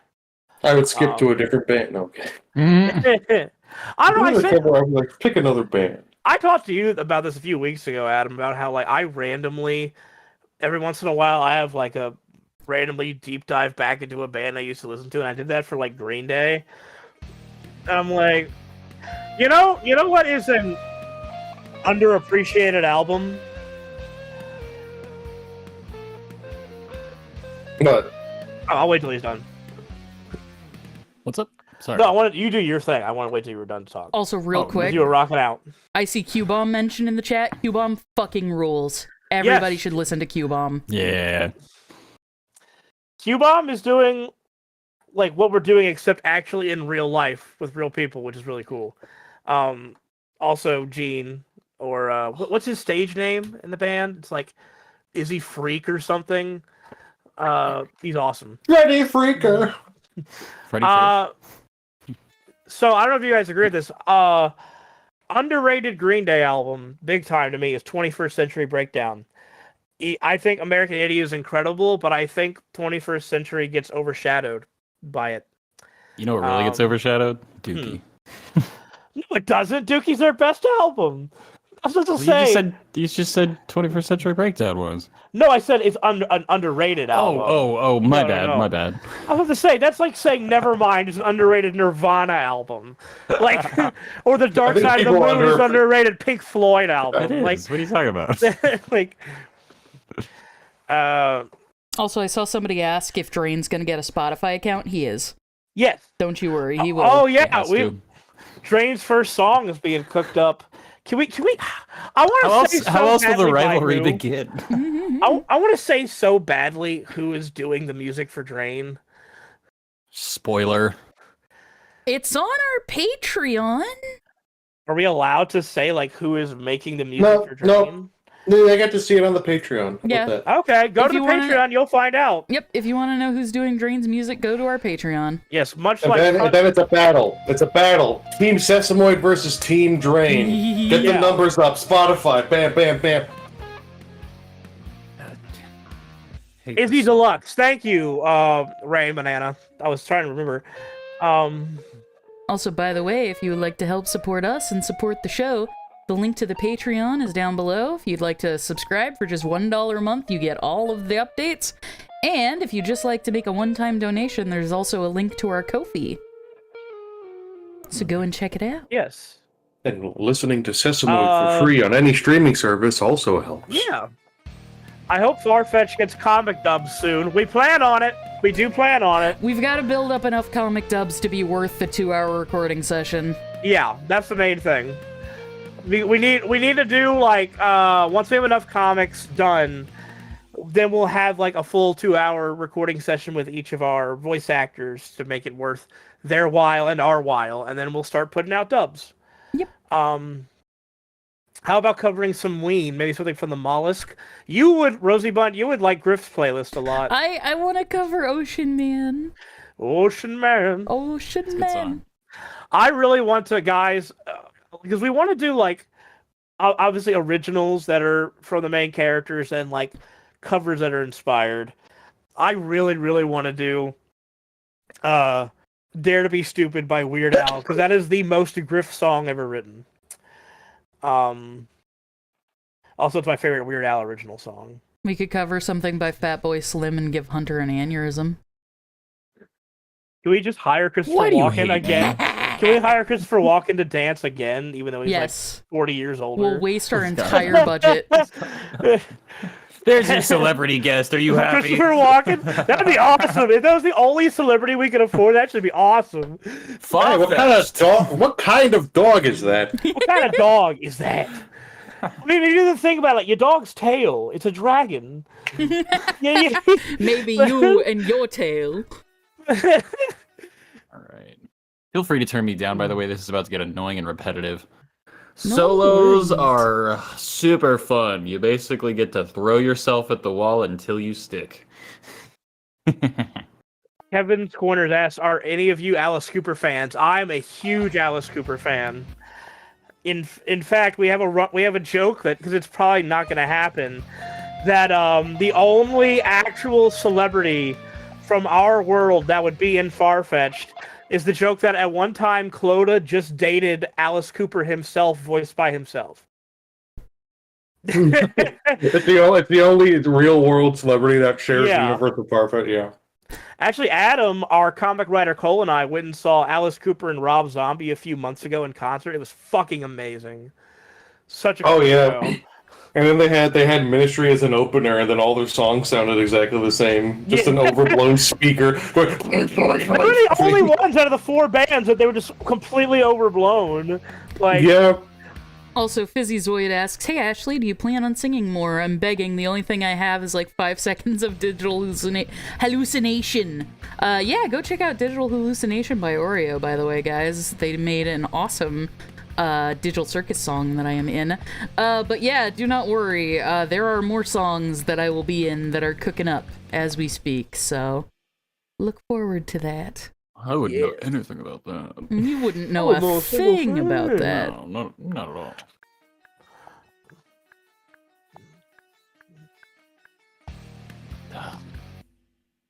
okay, Ashley. Hmm? Our Jacob just sent me a picture of a Danny Phantom, of an advertisement for it, that just says, "There's a ghoul in the school." I love Danny Phantom so much. Today is the 20th anniversary, I think. That show's amazing. It is. Or it was. Maybe the 20th anniversary was yesterday or something. I can't remember. Alice Cooper is not Quinn's grandfather. Yes, we he were is. joking that they Yes, just he had is. a fling. They just had a fling. It's canon. People are gonna run with that, and they're gonna be like, "They got Alice Cooper." Like, God. No.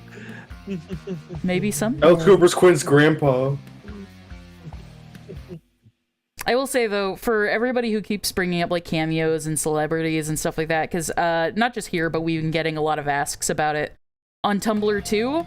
That is our lowest priority. I won't say who it was, but we reached out to a celebrity once out of curiosity to just kind of get a general ballpark of what rates we should expect from some bigger names. You can honestly say who it was, because it makes sense. Okay, I'll just say it. It was David Lynch. We reached out to David Lynch, and it would have cost us nearly $100,000 just for a few hours of his time, which I'm not saying isn't fair. He deserves it. He's David fucking Lynch.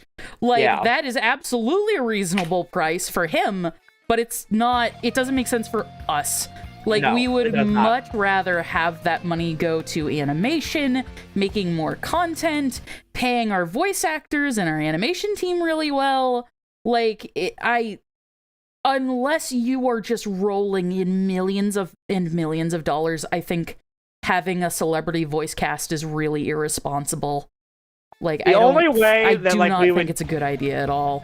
We would get, like, any kind of guest celebrity like that. They'd, one, have to be interested in the project.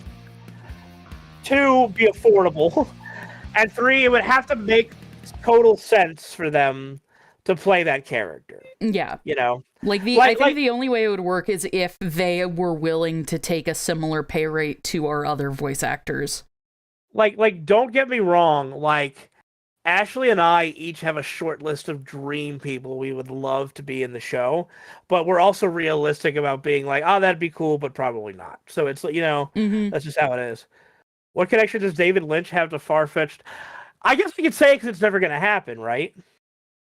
Can I just say what it was? Yeah, sure. I don't even remember We what were it gonna was. we were gonna get David Lynch to voice Papa Swirl. Oh yeah, that's right. Dang. Yeah. Just like, hey there, kids. Like, Oh. would you like to lick my cream? Like. Oh, I thought they were just asking like why David Lynch in particular, and I guess I mean just Because he's aesthetically, fucking like hilarious. he's like an oddball, like spooky filmmaker guy who's always very entertaining in his roles. Also, he created Twin Peaks, and fucking Veilport Yes. is heavily inspired by the town in Twin Peaks. Yes. Mhm. Also, I'm a massive Lynch fan, and I've converted Ashley. I don't even know if she's seen any of the I movies. haven't really just the seen way any he of his is. work. I'm just a massive fan of who he is as a human being. Start making your noise. Start Start making making your your noise. noise. Ah, there's my pants, good as new. Will Ed Bosco make an appearance? He is in the pilot. He's in the pilot. Yeah. He voices Boris. Who Boris is, you'll have to wait and see.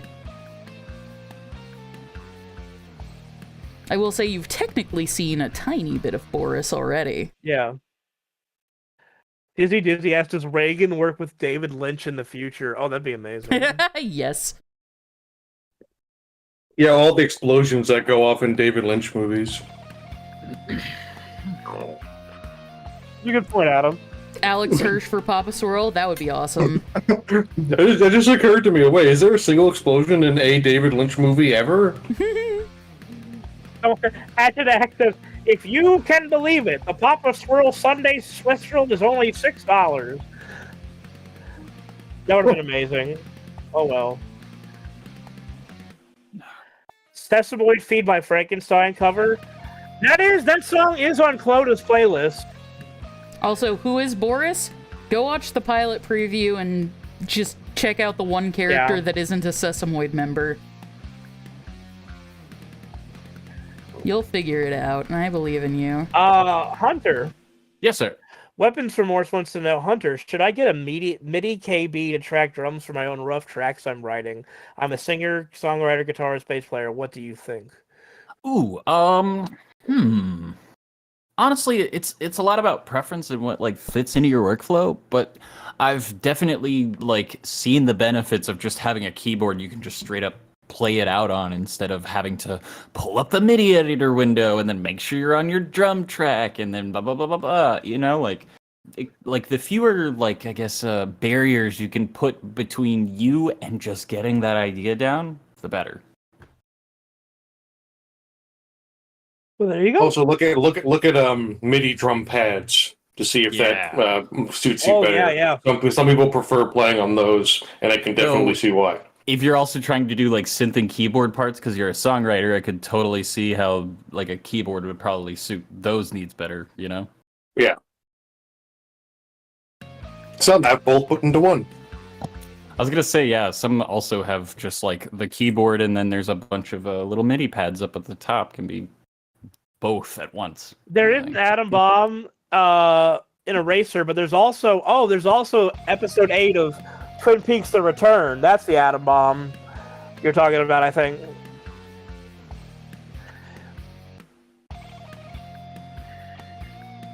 Yeah, but did he do the atom?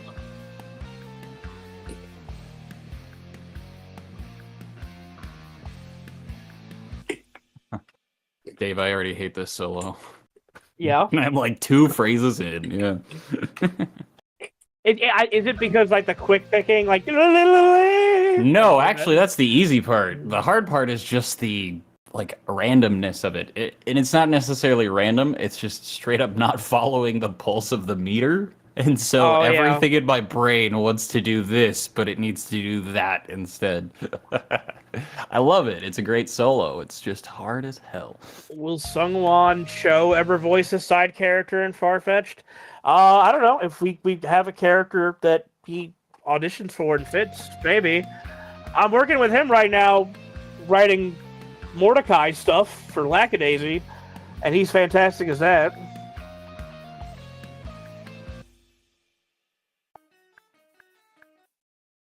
Let's put Senshi in our show.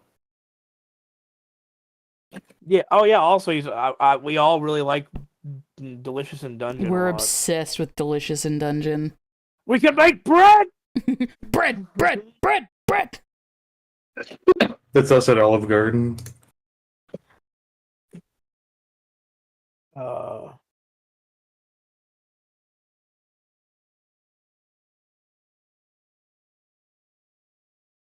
Bread.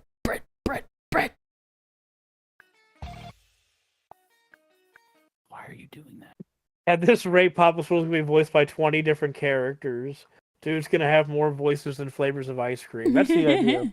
It could be, we could just get like 20 people to, and then overlay them on top of each other. So he's like, Or like that's the thing. Papa Swirl should just have a different voice every single time. Well, if like through the years they changed the actor who plays him in the advertisements, like they did with Yeah. Colonel Sanders.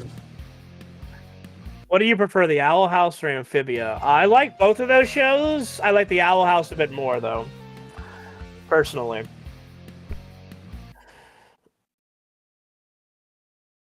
No spoilers, please. We will not spoil. All you know is that they are in a dungeon and delicious things are there.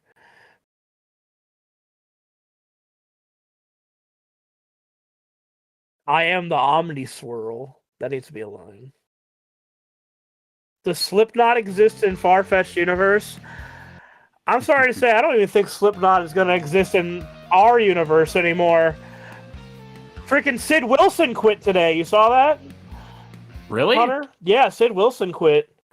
Is there anyone in the band left? I think just Corey Taylor is like by himself with And the Mick- clown that smashes the Yeah, trash can? Yeah. Goodness. I was already gonna say another one died.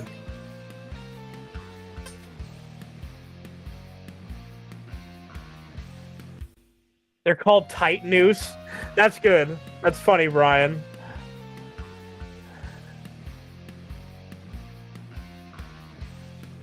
You want to check the coffee, Ashley? I just did. No new donations. Ooh, Slipknot. We're gonna starve. Slipknot was a lot of people's first metal band, including me, in middle school and high school. They did stuff like Psychosocial and Duality, Wait and Bleed. You've probably heard a song by them.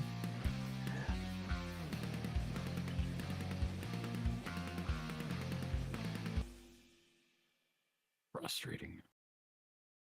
People are actually liking this idea that Papa Swirl's voice changes. I think it would be fun to have him just be voiced by a different person every single time. Papa Swirl becoming the mimic from FNAF? Oh no. When are we doing a Papa Swirl playlist? What the I was fuck would picture- even go on there? Mr. Sandman. I feel What do like you that would be the song. It just be tons of like that like kind of light music that they play in like Ren and Stimpy and SpongeBob music, Oh, that yeah. classical music. Mr. Swirl Man, bring me your cream. You're really obsessed with cream this stream. Ah, it rhymed. I was picturing. Rename the The cream stream. Ugh.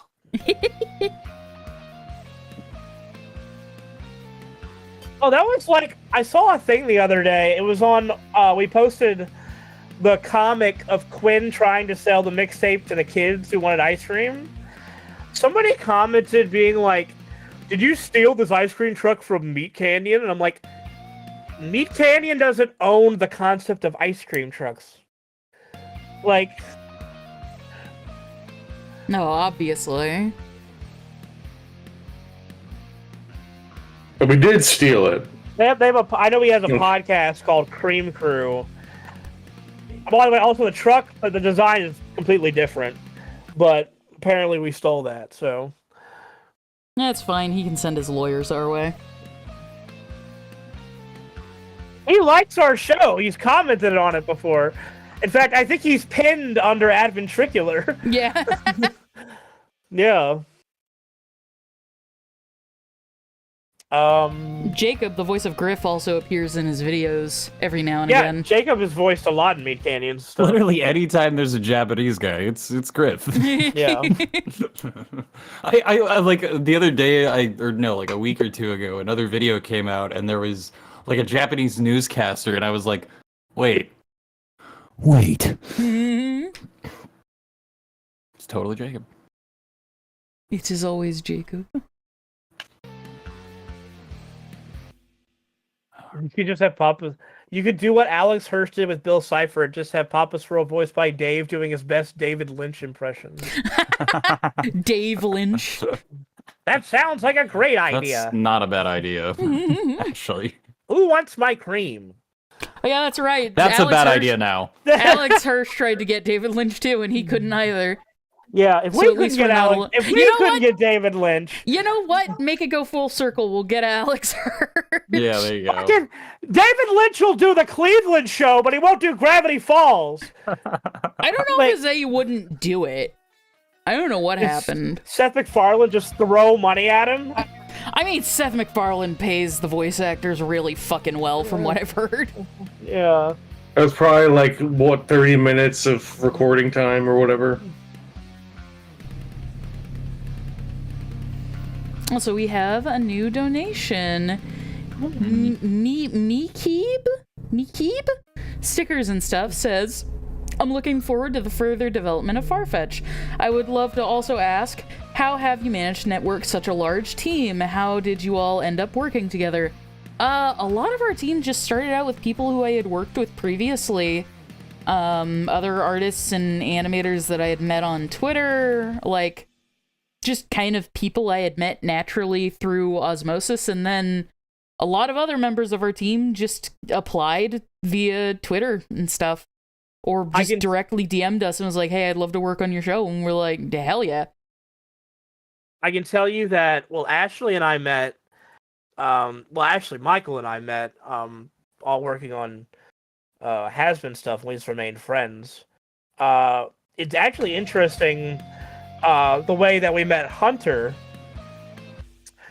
Actually, Hunter, Jacob, and Brett, the Sesamoid team, Yeah. was very interesting because Jacob decided he wanted to do a metal cover of Addict, and he asked if I wanted to do like the scream vocal stuff on it, and then he introduced me to Hunter, who was doing the instrumental, and Brett doing the mixing, and that thing came out so well. When it came time, when Ashley and I decided, all right, we want to actually make this like a real band thing, I was like, Ashley, don't say anything, shut your mouth. These are the 3 boys I want to hire, and she was like, okay. So like basically, that's what happened. I just said I want Brett, Hunter, and Jacob. Don't argue with me. I was like, all right. Fair enough. And in turn, I don't argue about. She's like, I want these artists, and I'm like, okay. And then Adam, I remember when Ashley showed me your website resume, and it cracked me up, and I was like, hire this guy. Yeah. Oh, yeah. Kennedy recommended you to me, and I was reading through your website, and I just started losing my shit, and I'm like, oh, this guy and Dave would get along really well. And now we live together. Yep, now we all live together. What a tiny, small, weird world. Well, all of us except for Hunter. Yeah. He's still stuck in the big star. The Death Star. Kevin, we love Voltaire. Oh, we adore we all- Voltaire. I got to meet Voltaire last year. Or I'm was it last insanely year or the year jealous. before? I think it was 2022, actually. I got to meet him and watch a concert of his, and before the concert started, we got to hang out together for a little while. Such a sweet guy. Incredible dude. So talented, too, but just the biggest sweetheart. I'm so jealous because I've been a fan of Voltaire ever since Billy and Mandy when I was young. He's so good. And speaking of David Lynch, did you know David Lynch's weather report has an in-depth IMDb page? Is it Oh really? my god. Yeah. I don't know if it's every episode, but it's like a lot of them are like, today David is thinking about Bob Dylan and his song Things Have Changed. Episode 387, 6/1/21. It has a 9.3 out of 10. Today, I was thinking about Bob Dylan. All right, next up, Flaming Hot Cheetos Puffs. S tier. Also, we've got another Ko-fi donation. Thank you so much for all the coffee donations, by the way, guys. They're really appreciated. I know it says coffee, but they literally go to the production of the show, so Yeah. we really, really appreciate it. But Peanuts says, I'm too tired to rate anything interesting other than I love and appreciate all you guys do. I can't wait for the show to come out and for the shop to come back so I can buy merch. Well, thank you. Yeah, the shop should be back sometime soon. Yeah. We're still working out a few things logistically and business and tax wise. So once that's all figured out, the shop will come back. I promise. And we should have some new merch when it returns too.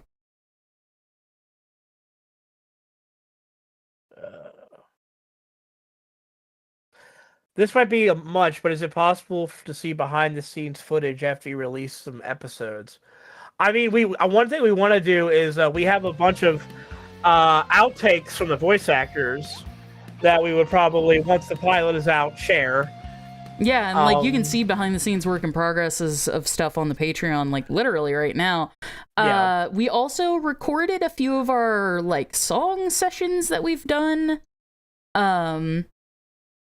Stuff like that. So yeah, you'll probably be seeing some more behind the scenes stuff after episodes drop.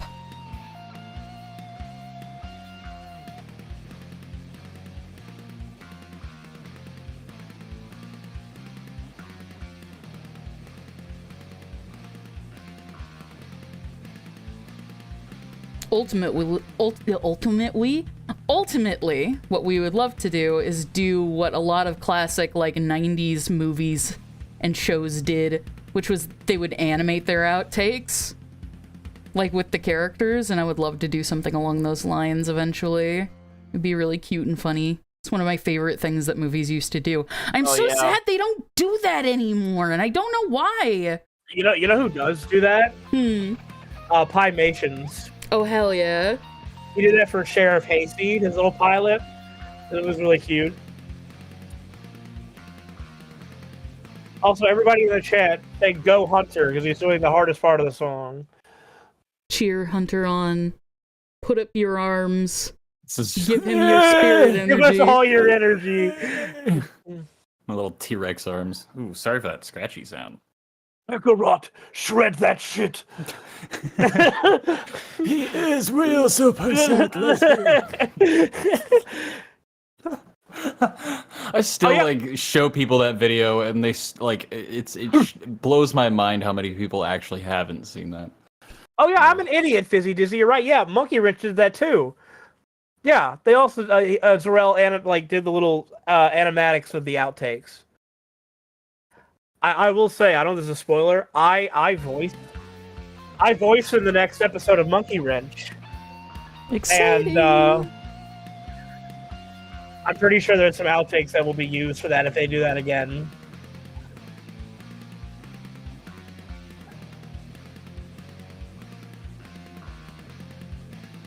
So my thing is, I'm not trying to like copy the solo exactly. I'm trying to give it some kind of similar feel without doing the exact same thing. Because if I wanted to learn the solo, we could just learn it. You want to do a variation on a theme here. Yeah, exactly. And this theme has absolutely no structure. It's all good, though. I love music, especially when it's a challenge. Well, the chat is all saying, Go Hunter, I believe in you. Thanks, guys! I'm getting older as the solo goes on. Song's draining the life out of you. We've got another coffee donation from Budwig Beanthoken, who says, I hope one day to watch this show, but for now, I'll do what I can to help support the dream. Oh, well, thank you. My thanks to the team and all of their hard work. Y'all are the best. We appreciate that very, very much.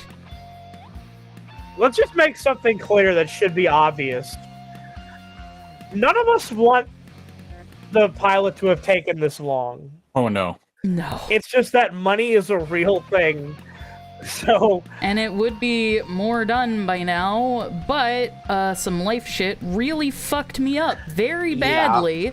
Yep. That I still don't know if I want to go You don't into need to it, go but into it. all I'll say is I lost over $50,000 in a matter of months, and there was literally nothing I could do about it. And I need to spend even more money on stupid shit that I shouldn't have to. Because life sucks and is awful. Yeah. And that was basically most of our budget, so now we've got to rebuild. Yeah. And so we're stuck in a weird place. There's still money to keep going, like production's still happening. Yeah. Basically, every cent that I make every month is going directly into this, be it from the Patreon or mostly my personal income and whatever's left of my savings. You know, I'm keeping myself above water. I refuse to fucking go under, but fucking, it's rough. It's really, really bad. Michael and I are considering doing a GoFundMe for at least half of what happened. And the other, I don't know if I'm gonna get into, but yeah, fucking just life's been hard. Life's been really, really hard. I've been picking up more work to make up for it and help save up. I know a lot of people worry like, oh, well, the comics and the covers and all that, don't those waste money? And I'm gonna be real, if we had never done any of the covers or any of the comics, we would maybe be 20 seconds further in the pilot. Also, But we also wouldn't have made as much money because those things help us generate money and generate interest. you guys got to realize, and yeah. and I'm sure most of you do because you're smart people, but like, we have built a universe at this point. We have given you know what these characters are like with these comics, the voicing, this music we've done. We're building a whole universe with this for you guys because we know how it can be frustrating to wait for something like this. But if we hadn't done that and we had just been like, no, just wait for this thing to come out and we're not going to give you anything, we would have so fewer eyes on this, and then people who would support us. It would also just suck, and who It wants would that? just suck, yeah. It would suck big butt. It would like, Yeah.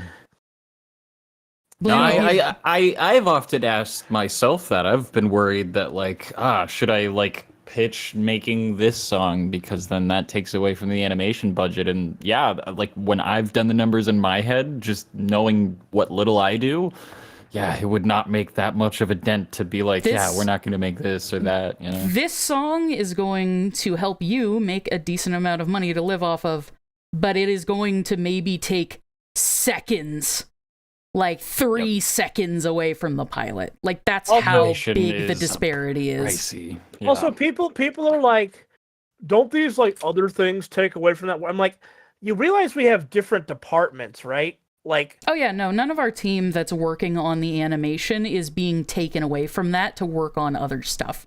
no offense to Hunter, but do you think the guy here playing guitar is the one animating Quinn? No, I think Like- though that they would wonder, like financially speaking, if that money goes to the music department, it doesn't go to the animation department, and that's just Yeah. not really how it gets run. You know? Yeah, and like I said, fucking, if we had never done any of the comics or any of the covers, literally we would maybe be seconds ahead in We the wouldn't be pilot. having this conversation because no one would care when it's coming out because no one would look at it. Blame people who invented money. I agree, Hackin' Six. I agree with that. Like a funding fundraisers or stream. I'm in the process of considering what we should do. Because like Farfetch'd is making enough money to keep going. It's just it would go so much faster if I didn't have all of that money stolen from me. So yeah, we might like put a donation goal like on the streams. We might do something else. I'm not entirely sure. We know at one point, and it's gonna be closer to when the pilot is done. We do want to do a full stream with all the voice actors. Yeah, that would be really fun. Which I think that would probably get people interested a lot.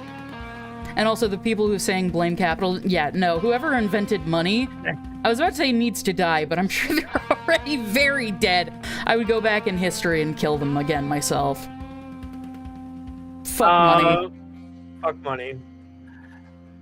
I was shocked when I saw Dave in the cast of Gamecade. Thank you. Yeah, no, that's one of my favorite roles I've got to do is Tim and Gamecade. NCS is little series, and they're making a second one because enough people watched it, so I'm really excited about that. Yeah. I love the comics so far. Thank you. We have a really good comics team. I love being in charge of that, even though Ashley yells at me frequently because I screw up. And that's why Ashley likes you being in charge of it. Yes. That's actually how it kind of breaks down. Is that like, even though Ashley and I are the co-creators, Ashley is basically in charge of all the animation cleanup, design stuff. I'm in charge of all like the writing sort of stuff, which is like comics and scripts and then like voice directing stuff, and then Hunter's in charge of all the music stuff now. So we try to delegate this so that it's not a nightmare, because if you were by yourself being just head honcho on everything, yeah. Heck, even just you and Ashley would be rough on two people running that much multidisciplinary stuff, We're lucky we have a wonderful team who are communicative and talented, but it's just sometimes it's just like a lot to when you're delegating things out, because you want to make sure everything's done on time.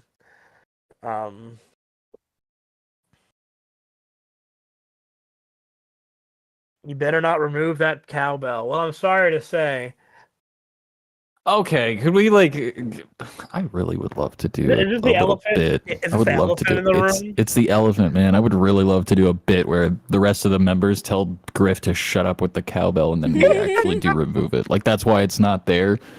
Besides the fact that it's annoying, they just said no. They Can told we start Griff the song no. with a little bit of cowbell and fucking just at some point they just stop the music entirely and just go Griff?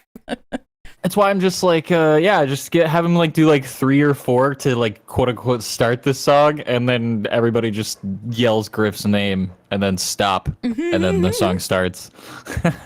That would be really cute. Replace like with a hi-hat or something, Yeah. so like Quinn just took matters into his own hands. Maybe, I think we should do it. Fuck it.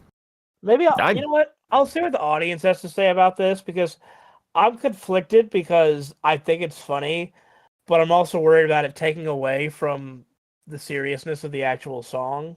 I think it would ruin the vibe with what we've converted it into. This has gone that's from true. like, it's very dreamy now. Like, the original is dreamy, but this is like more haunted dreamy. You know what I mean? Yeah. And if you just have clock, clock, clock, clock in the back, like, I'll be honest with you, that is the only thing I'm going to ever hear when I hear this. Please don't do this to me. Don't make me make this. Don't make me do this. But yeah, so like, I'd say we revisit it and kind of get a little, figure out how we can have some fun with it, because that's kind of the whole point of these. Night Living Cookie says maybe it could be a blooper. Maybe we could do something like that. Maybe it could be for like the music video or something. Who knows? We'll see. That would actually be big brain. Actually, that's not a bad idea. Like, maybe Though that implies try we have to make a whole friggin' music video here. No, not music video. Lyric video. Lyric video. Okay, thank God. Oh, you know what it could be? What if how for the lyric videos we just have like a single image with the lyrics, and the image is kind of moving around and stuff? What if the image is Griff like trying to grab a cowbell, but someone pulling him away from it, or something like that? That would be cute. It's the Grim Reaper himself pulling Griff away from the cowbell. That would be cute. We'll Griff see. goes We'll to see reach what for we it, do, and a though. Yeah. Griff goes to reach for it, and then a skeletal hand puts his hand over the cowbell, looks at him, and shakes his head. Also, we've got another coffee from Ricochet Nuke? Ricochet? Ricochet? Yep. Ricochet. Ricochet. Are you alright? I'm having a stroke. It's capitalism. Sign It's that come last for check me. before you do. Ricochet Nuke says, much love from the Houston. Oh my god. Somebody shoot me, please. I can't You want me to read it? do this anymore. I just can't do There's another Houstonian here. Oh, Lord. Much love from the Houston area. There we go. My wish There is you to go. one day. I would like a mango. Or Oh Ashley. my god!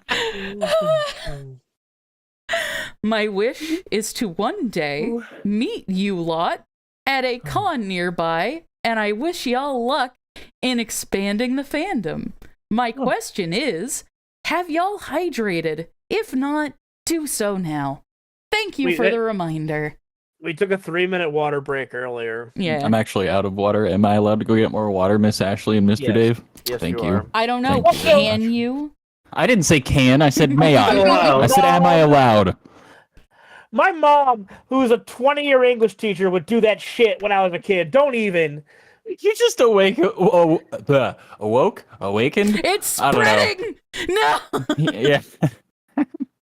She would do the thing that was like, may I? What's a may I? And Oh. I'm like, I am not your son. You just yell. Also- You yell at her. I'm adopted. Which is true, funny enough. So am I. Hey. Also, actually, I'd like to point out that there was not a single word in that was a hard word. I know. I know, Dave. That's why I'm freaking out. I don't know what's happening. Infection, you know? It started. My rabies is kicking in. Maybe you should fear the Reaper. Ashley, you've created the gibberish plague. I do that a lot. My ADHD is infectious. How do you guys like your coffee? Like a prissy bitch. Lots of cream and sugar. And syrups of various kinds. I am the opposite. I'm an old man. I like my coffee black with sugar only. No cream, nothing added to it. I've been liking putting honey as the sweetener in my coffee. You're the most coffee person out of us, though. I prefer tea. I'm a big tea gal. You could call me Mr. T. No thanks. Come on. You're a mocha motherfucker. That's what you are. I had a mocha this morning. It was so good.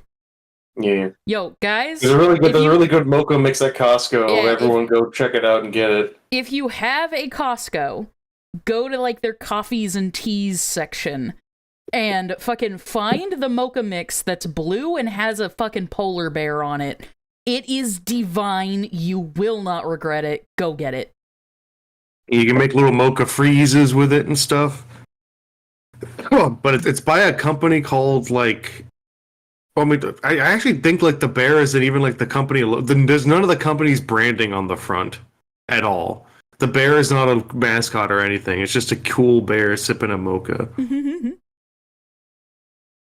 But I think the company's called Da Vinci Gourmet, which does not fit how trashy that mocha tastes. Also, John says, my friend Bones made an animatic recently called In the Pines with my other friend Tipsy, and it's sick, and there may or may not be a far-fetched OC Easter egg. Oh my Yeah, god. go check out Bones. Their art is very, very good. They recently made, an animatic. It's still happening. It's still going on. I can't speak anymore. They made an animatic called In the Pines. Go check it out, guys. It turned out really, really good. In fact, I don't know if I've retweeted it yet. I should. I want to. I was going to. And life happened. Life happens. Everyone help me. Please.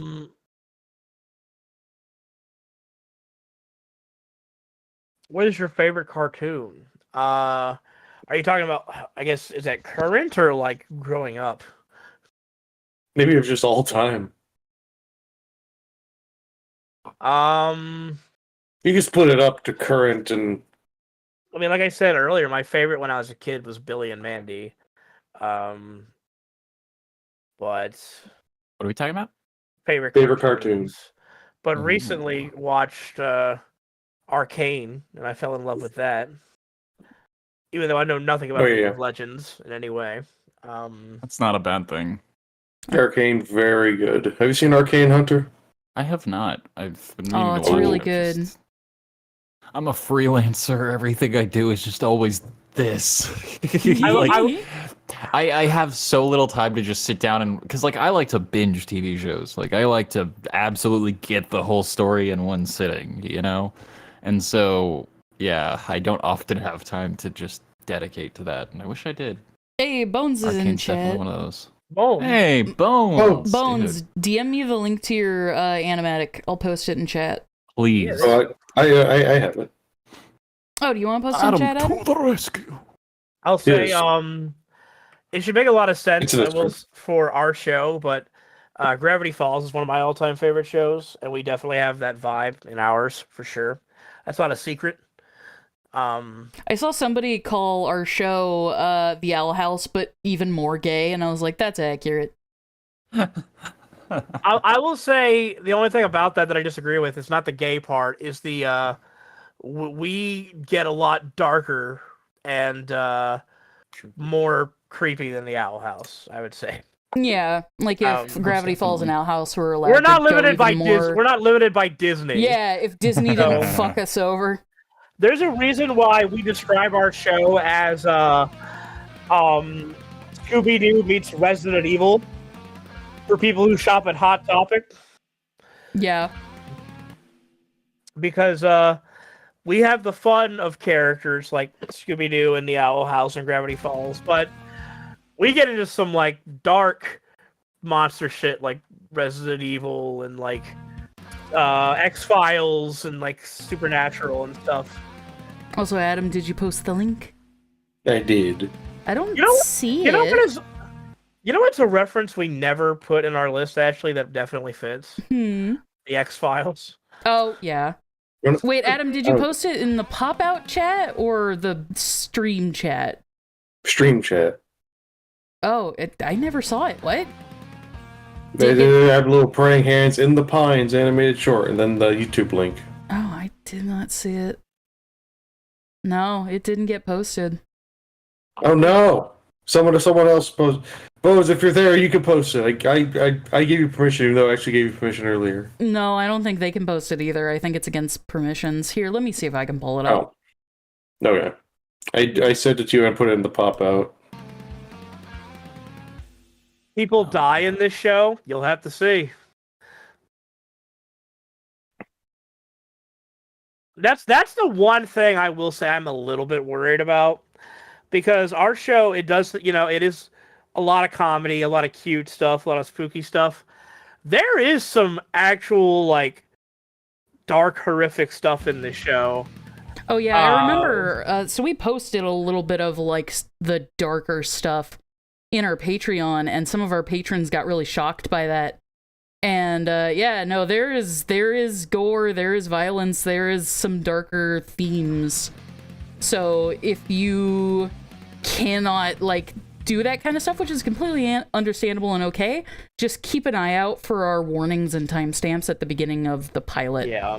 Because we will Yeah. timestamp the parts that get a little bit more bloody, so people can skip them if they want. Because I know I'll that's say touchy. It's not anything that is like super shocking. If you can handle stuff like Evil Dead or Gremlins, Yeah, as like far as that kind of stuff, you'll be fine. the show is PG-13. We're not diving into anything Yeah. rated R or anything like that. A lot of Hey, the Dan, gore- how about Temple of Doom might be like as harsh Yeah. as it gets. Too. Yeah. with like gore and blood stuff, like it's at the level where it's like at some points it's like comically ridiculous, but it's also not realistic, I guess is fair to say. Yeah. And also I posted a link to Bones' animatic in the chat. Go check it out. Is Jonah Scott going to be a VA? Yeah, Jonah is Warren. Yeah. No plans on getting rid of him.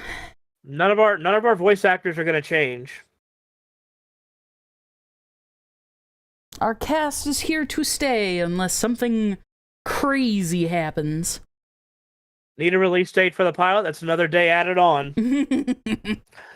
Keep them coming. We'll keep delaying it.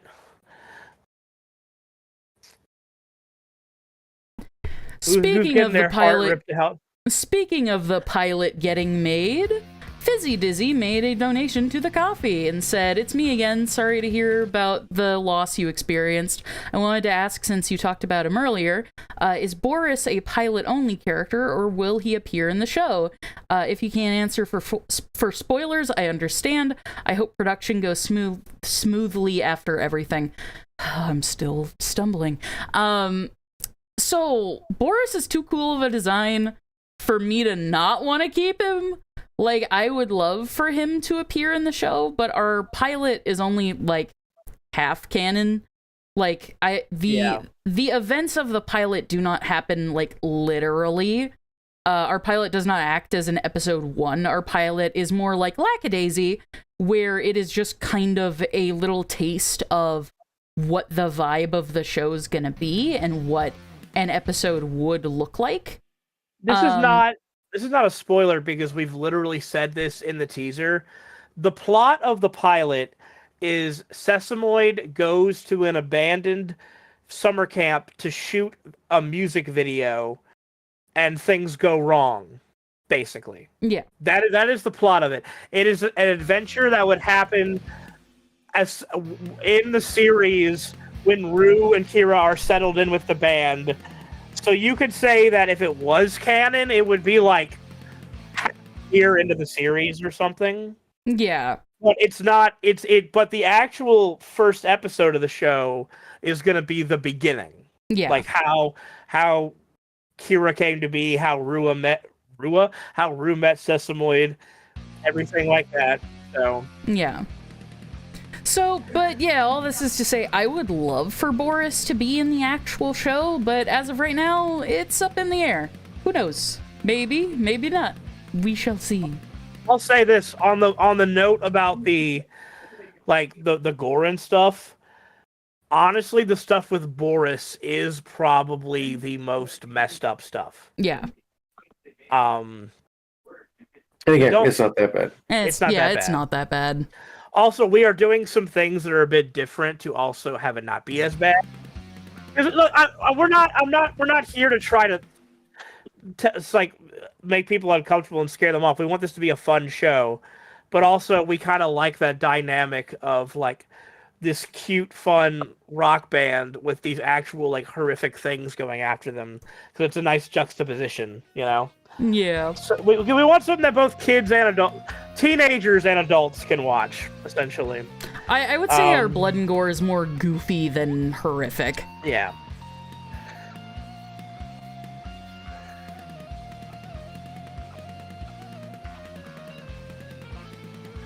Ooh. I'm just trying to sound unhinged with these. I'm probably gonna go in and get little snippets that I like better.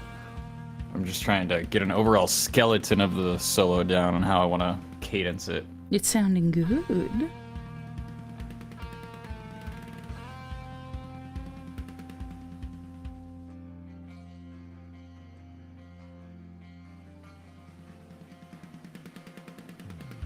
I hope Boris sticks around. I do too. I like him a lot. He's such a fun design. He's a really cool design. I also ran along and like wrote his whole backstory and everything too, just for fun on my own. So I'm a little bit attached, just a tiny bit. Okay, I'm gonna be completely honest here. KB, if you couldn't handle Stranger Things season 4, you might not be able to handle this show. I'm gonna be honest. Yeah. That is kind of very close to the tone of our show. Our pilot isn't that, but the show's gonna be closer to that, yeah. Yeah. Just gonna be honest. Again, we're gonna have content warnings at the beginning of our episode, and the description is gonna have, like, fucking timestamps of when stuff happens, and we'll keep them vague so that, you know, people don't get spoilered by looking at them, but also, like, detailed enough that you know what you're getting into. We want to be considerate of our audience. Spin-off idea, fart-fetched. We've had that for a while. Maybe an April Fool's one year. And all farts cover admin matricular. Oh, that's our teenagers cover.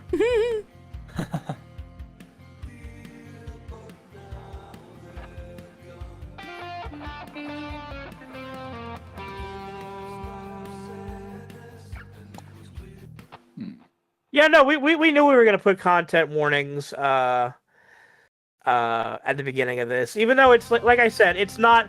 This is not an R-rated show or anything. In fact, we've said before, like it's more of like implied like scary stuff and some gore. There's not really much cursing, and there's no really sexual stuff at all. So Yeah, nobody gets like decapitated or anything. no.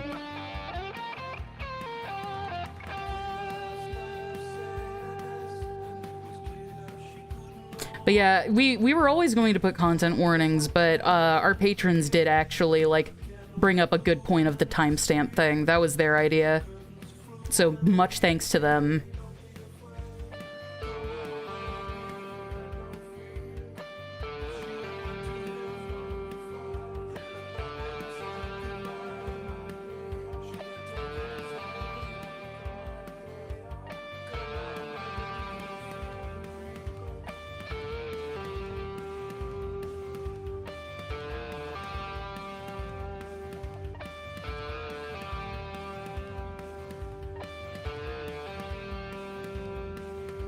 Yeah. Yeah, I still think for that, because it goes on for so long and loops. I still wanted to end it on that like dee da dee da da, like that hard stop we were talking about. That kind of fades out a Okay, little yeah, bit. that's right. That's You do right. not need to go on for that dang long. Trust me. You don't want to hear a million times? Yeah. Really? You sure? I think Piper would get frustrated. Oh, Like, yeah. I am. Also, everybody, Cricket is here. Say hi to Cricket, hello, Cricket. Crickets. the Iron Jaw. The Jaw Titan. Ooh, The cat with the cat with a $15,000 face. are any of the characters gonna have a trippy nightmare sequence? Ha ha ha ha! Are any of are all of them?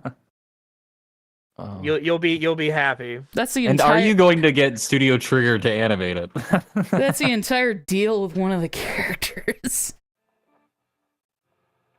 But you fuck. By the way, I want to make it clear. I think we're actually making it sound worse than it is. People who are worried if you can't handle it, I promise you, you can probably handle it. I mean, like I said, there'll be the content warnings if you can't. I think we're making it sound worse than it is. Yeah, no, it's really not that bad. Like I said, if you can handle PG-13 movies, you'll be fine. Yeah.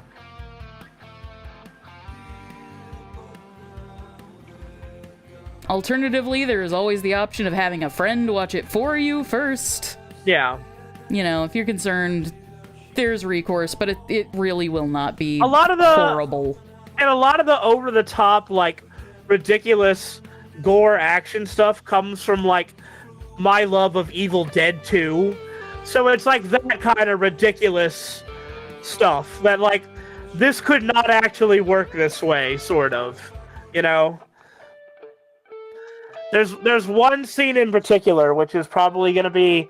I remember when we showed the full animatic at a con one year, this one scene got the biggest applause, and I was so happy about it. Mm-hmm.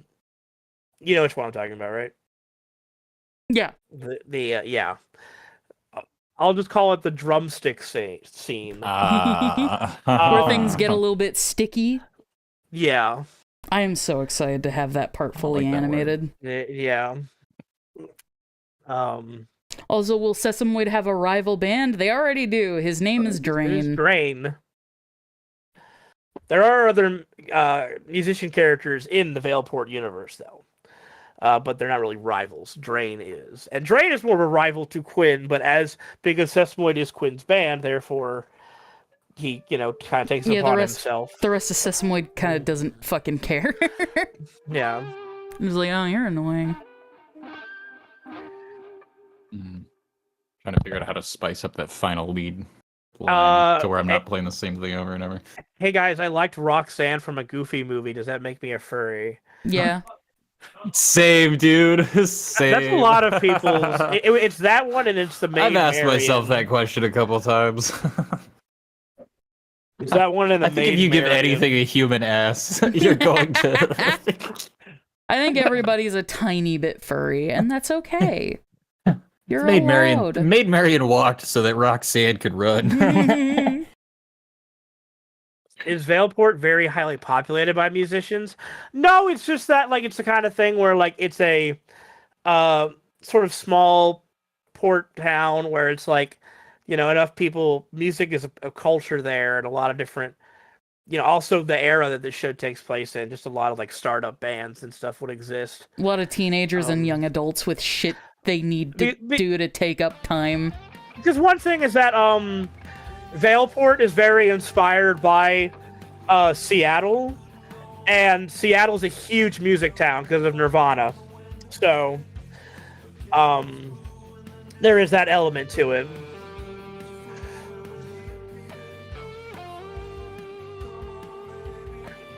Who out of the cast would unironically enjoy skeleton with gun memes? War? Piper.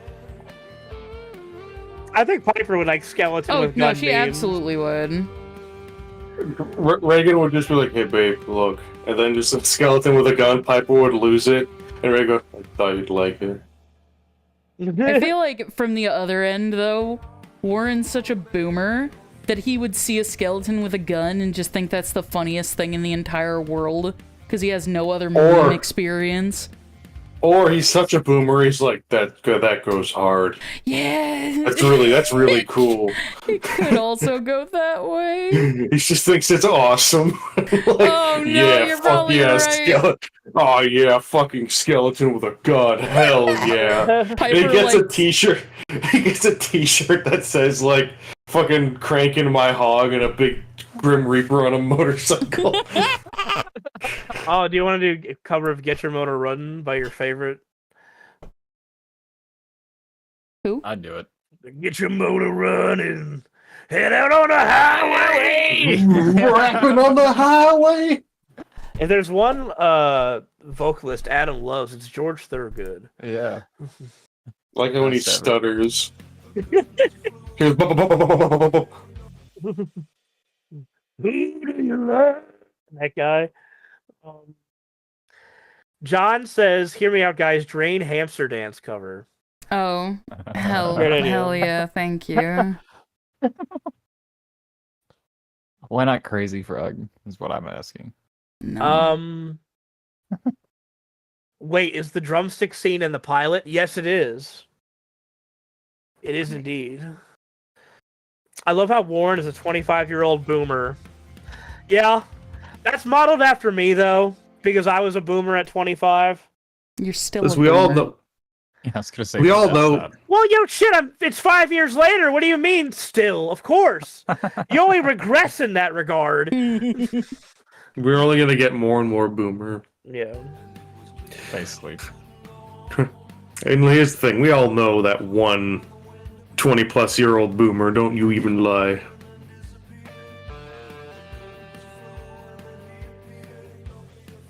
Will there be a scene in the show where Quinn and Papa Squirrel are attacked by children, like in the latest comic?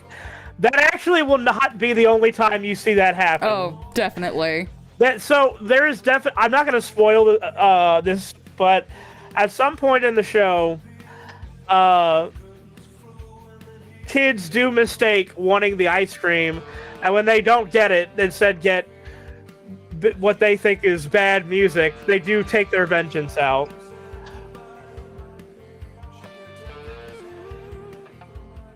I have a feeling a lot of the goofs from the comics are going to make their way into the show at some point. I really, because it's going to be so long until it happens. If we're restructuring the way things are, I really want to tell that one joke about the on Papa Swirl, the stop sign. Oh, that fucking stupid. It's so good though. Can I just tell it? No, save it. All right.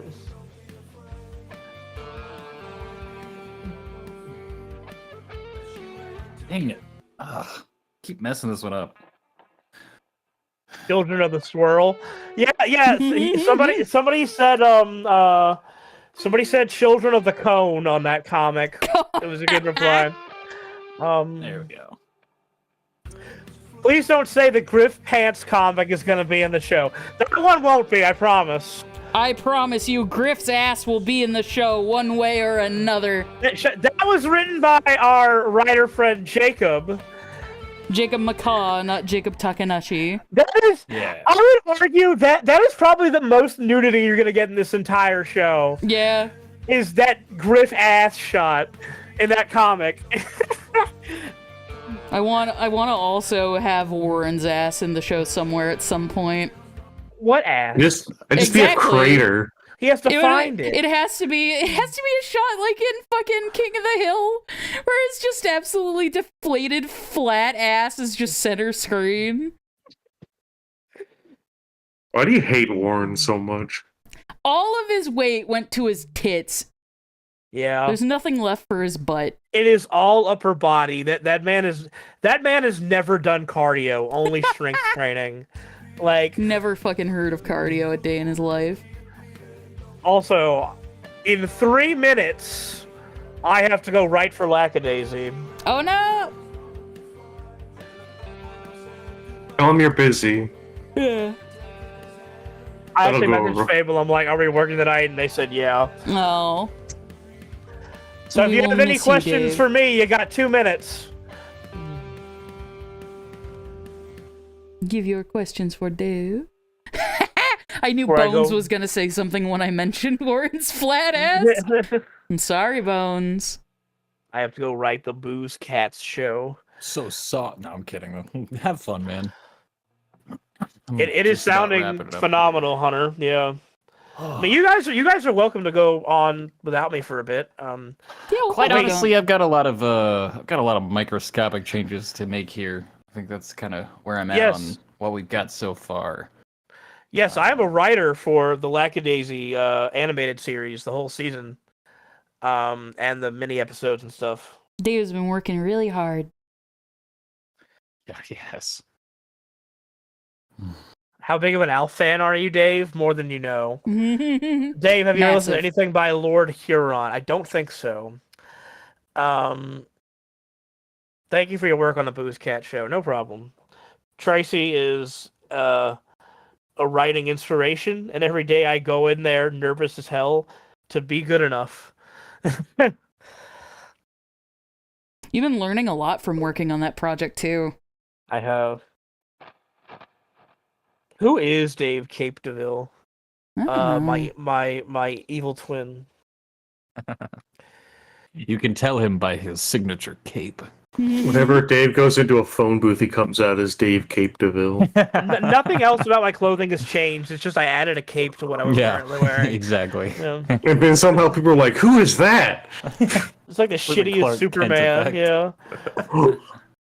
Will there be Alf references in Farfetch'd? There is one single big Alf reference in Farfetch'd. It's actually it is- very important too, which I hate.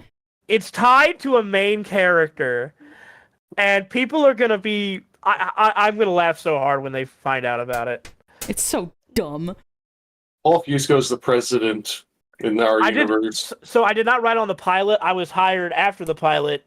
I'm writing though on everything, like the stratagem, the chess short was the first thing I wrote, and then all 5 episodes of the season that's coming up, and then all of the mini episodes there. So I was hired after the pilot, and now I work on that.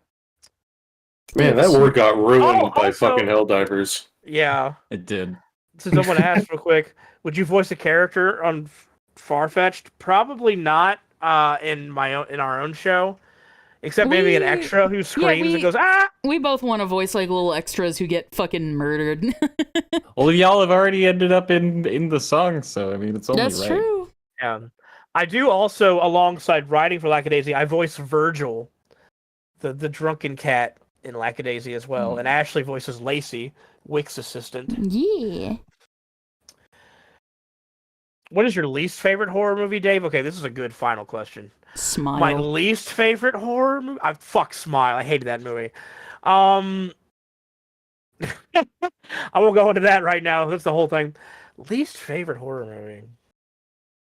I really do not. You know what? I don't think it's a terrible movie, but I'll tell you one that's probably a hot take to not like. I do not like Rosemary's Baby. I have yet to see that one, but I've been wanting to see it. Yeah, I do not like that movie. Okay, you guys have fun. Everybody, big kisses for Hunter. He's doing so good. Oh. I will catch you guys later. Later. All right. Goodbye. Goodbye, Dave. There All you right, go. now spoil the whole thing now that Dave's gone. All right, so the plot of episode 1 is You want to give it a listen to? See how it's let's give it a full listen. overall. Also, Oh, real cool. quick, I want to say something really funny. Fucking, initially, when we first started this, Dave was the one who was super fucking tight-lipped and like, no, we shouldn't reveal anything about this show. Not even the characters. Like, nothing. Like I'm exaggerating slightly, but he was really, really fucking against sharing anything. He really wanted to hold those cards, yeah. And now I have to be the one to tell him, no, Dave, we can't share that. No, Dave. No, we gotta save And I'm it. over here just like sending music to whoever I feel like. No, I'm kidding. It's very, very funny. Whew. All right, let's give it a play. Also, Make sure Adam his can be metronom's big now. I'm so freaking Adam is Actually, so wait, you're big. bigger than I am. That has to be changed. No, back down. Too small. Adam's sad now. Cut you down to size. I'm so lonely over here. Little teddy bear. All right, hold on. Come over here. Fuck yeah. Come on, how you Hunter should be down here too. Let's put him right behind us. I can't. It's his webcam. See, that's why I was smart. There you go, Adam. You're Come, hanging out stop with paying me attention now. to me if you want. Yeah. I'm just being eaten by Dave's little skull. Or is that a Dave skull technically? I don't know. I Top don't left. know. Also, Adam's staring at my boobs. Get me out of here! I want to look at the. I only look at DAWs. Thank you very much. It's a Stop good doll. staring at my tits. I'm staring at your plushie. Sure. All right, here we go. Is that what we call it now? The plush. Listen to the music. Hunter's gonna quit.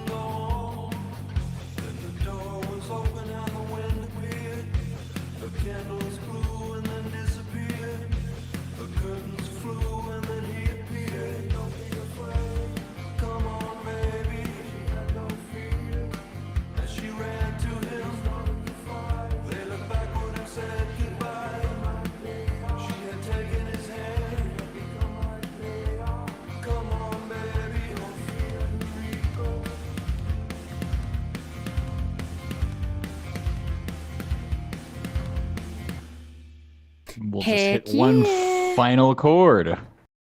Oh yeah. Nice solid landing. Yeah. Dude. Heck yeah. You're doing an awesome job, Hunter. The chat was cheering the whole way. I appreciate that. Thank y'all so much. So it's been a long road, but we still got plenty to go. No, it's gonna be fun. There. Yeah, and that's the thing with like things like this. It's just about steadily walking back up to them and chipping away. Hell yeah.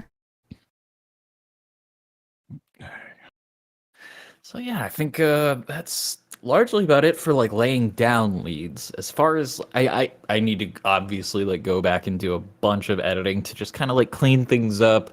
There were some spots where like I landed on a note not perfectly, and that will drive me crazy every time I listen to it unless I go fix it. So yeah, I've probably got about like a little bit of that stuff to fix up, and then man, I think at this point it's going to be about finding any other like weird guitar spots we want to add in just to kind of like fill things out. That way like there's no weird like bald spots. Like I think it was like up here. I want to add something onto the end of this little thing. Because it's like phrase and then silence. Phrase and then silence. And that'd be cool if like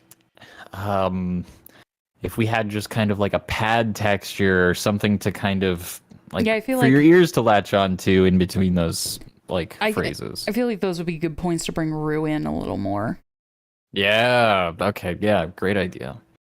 Ooh, that actually does kind of like make me wonder, do we want to like kind of talk about what we would think about as far as like synth stuff? Yeah, that'll For be Rue? probably one of the next things we tackle. Is what Yeah, tone like- for synths and things we want to add in. Yeah.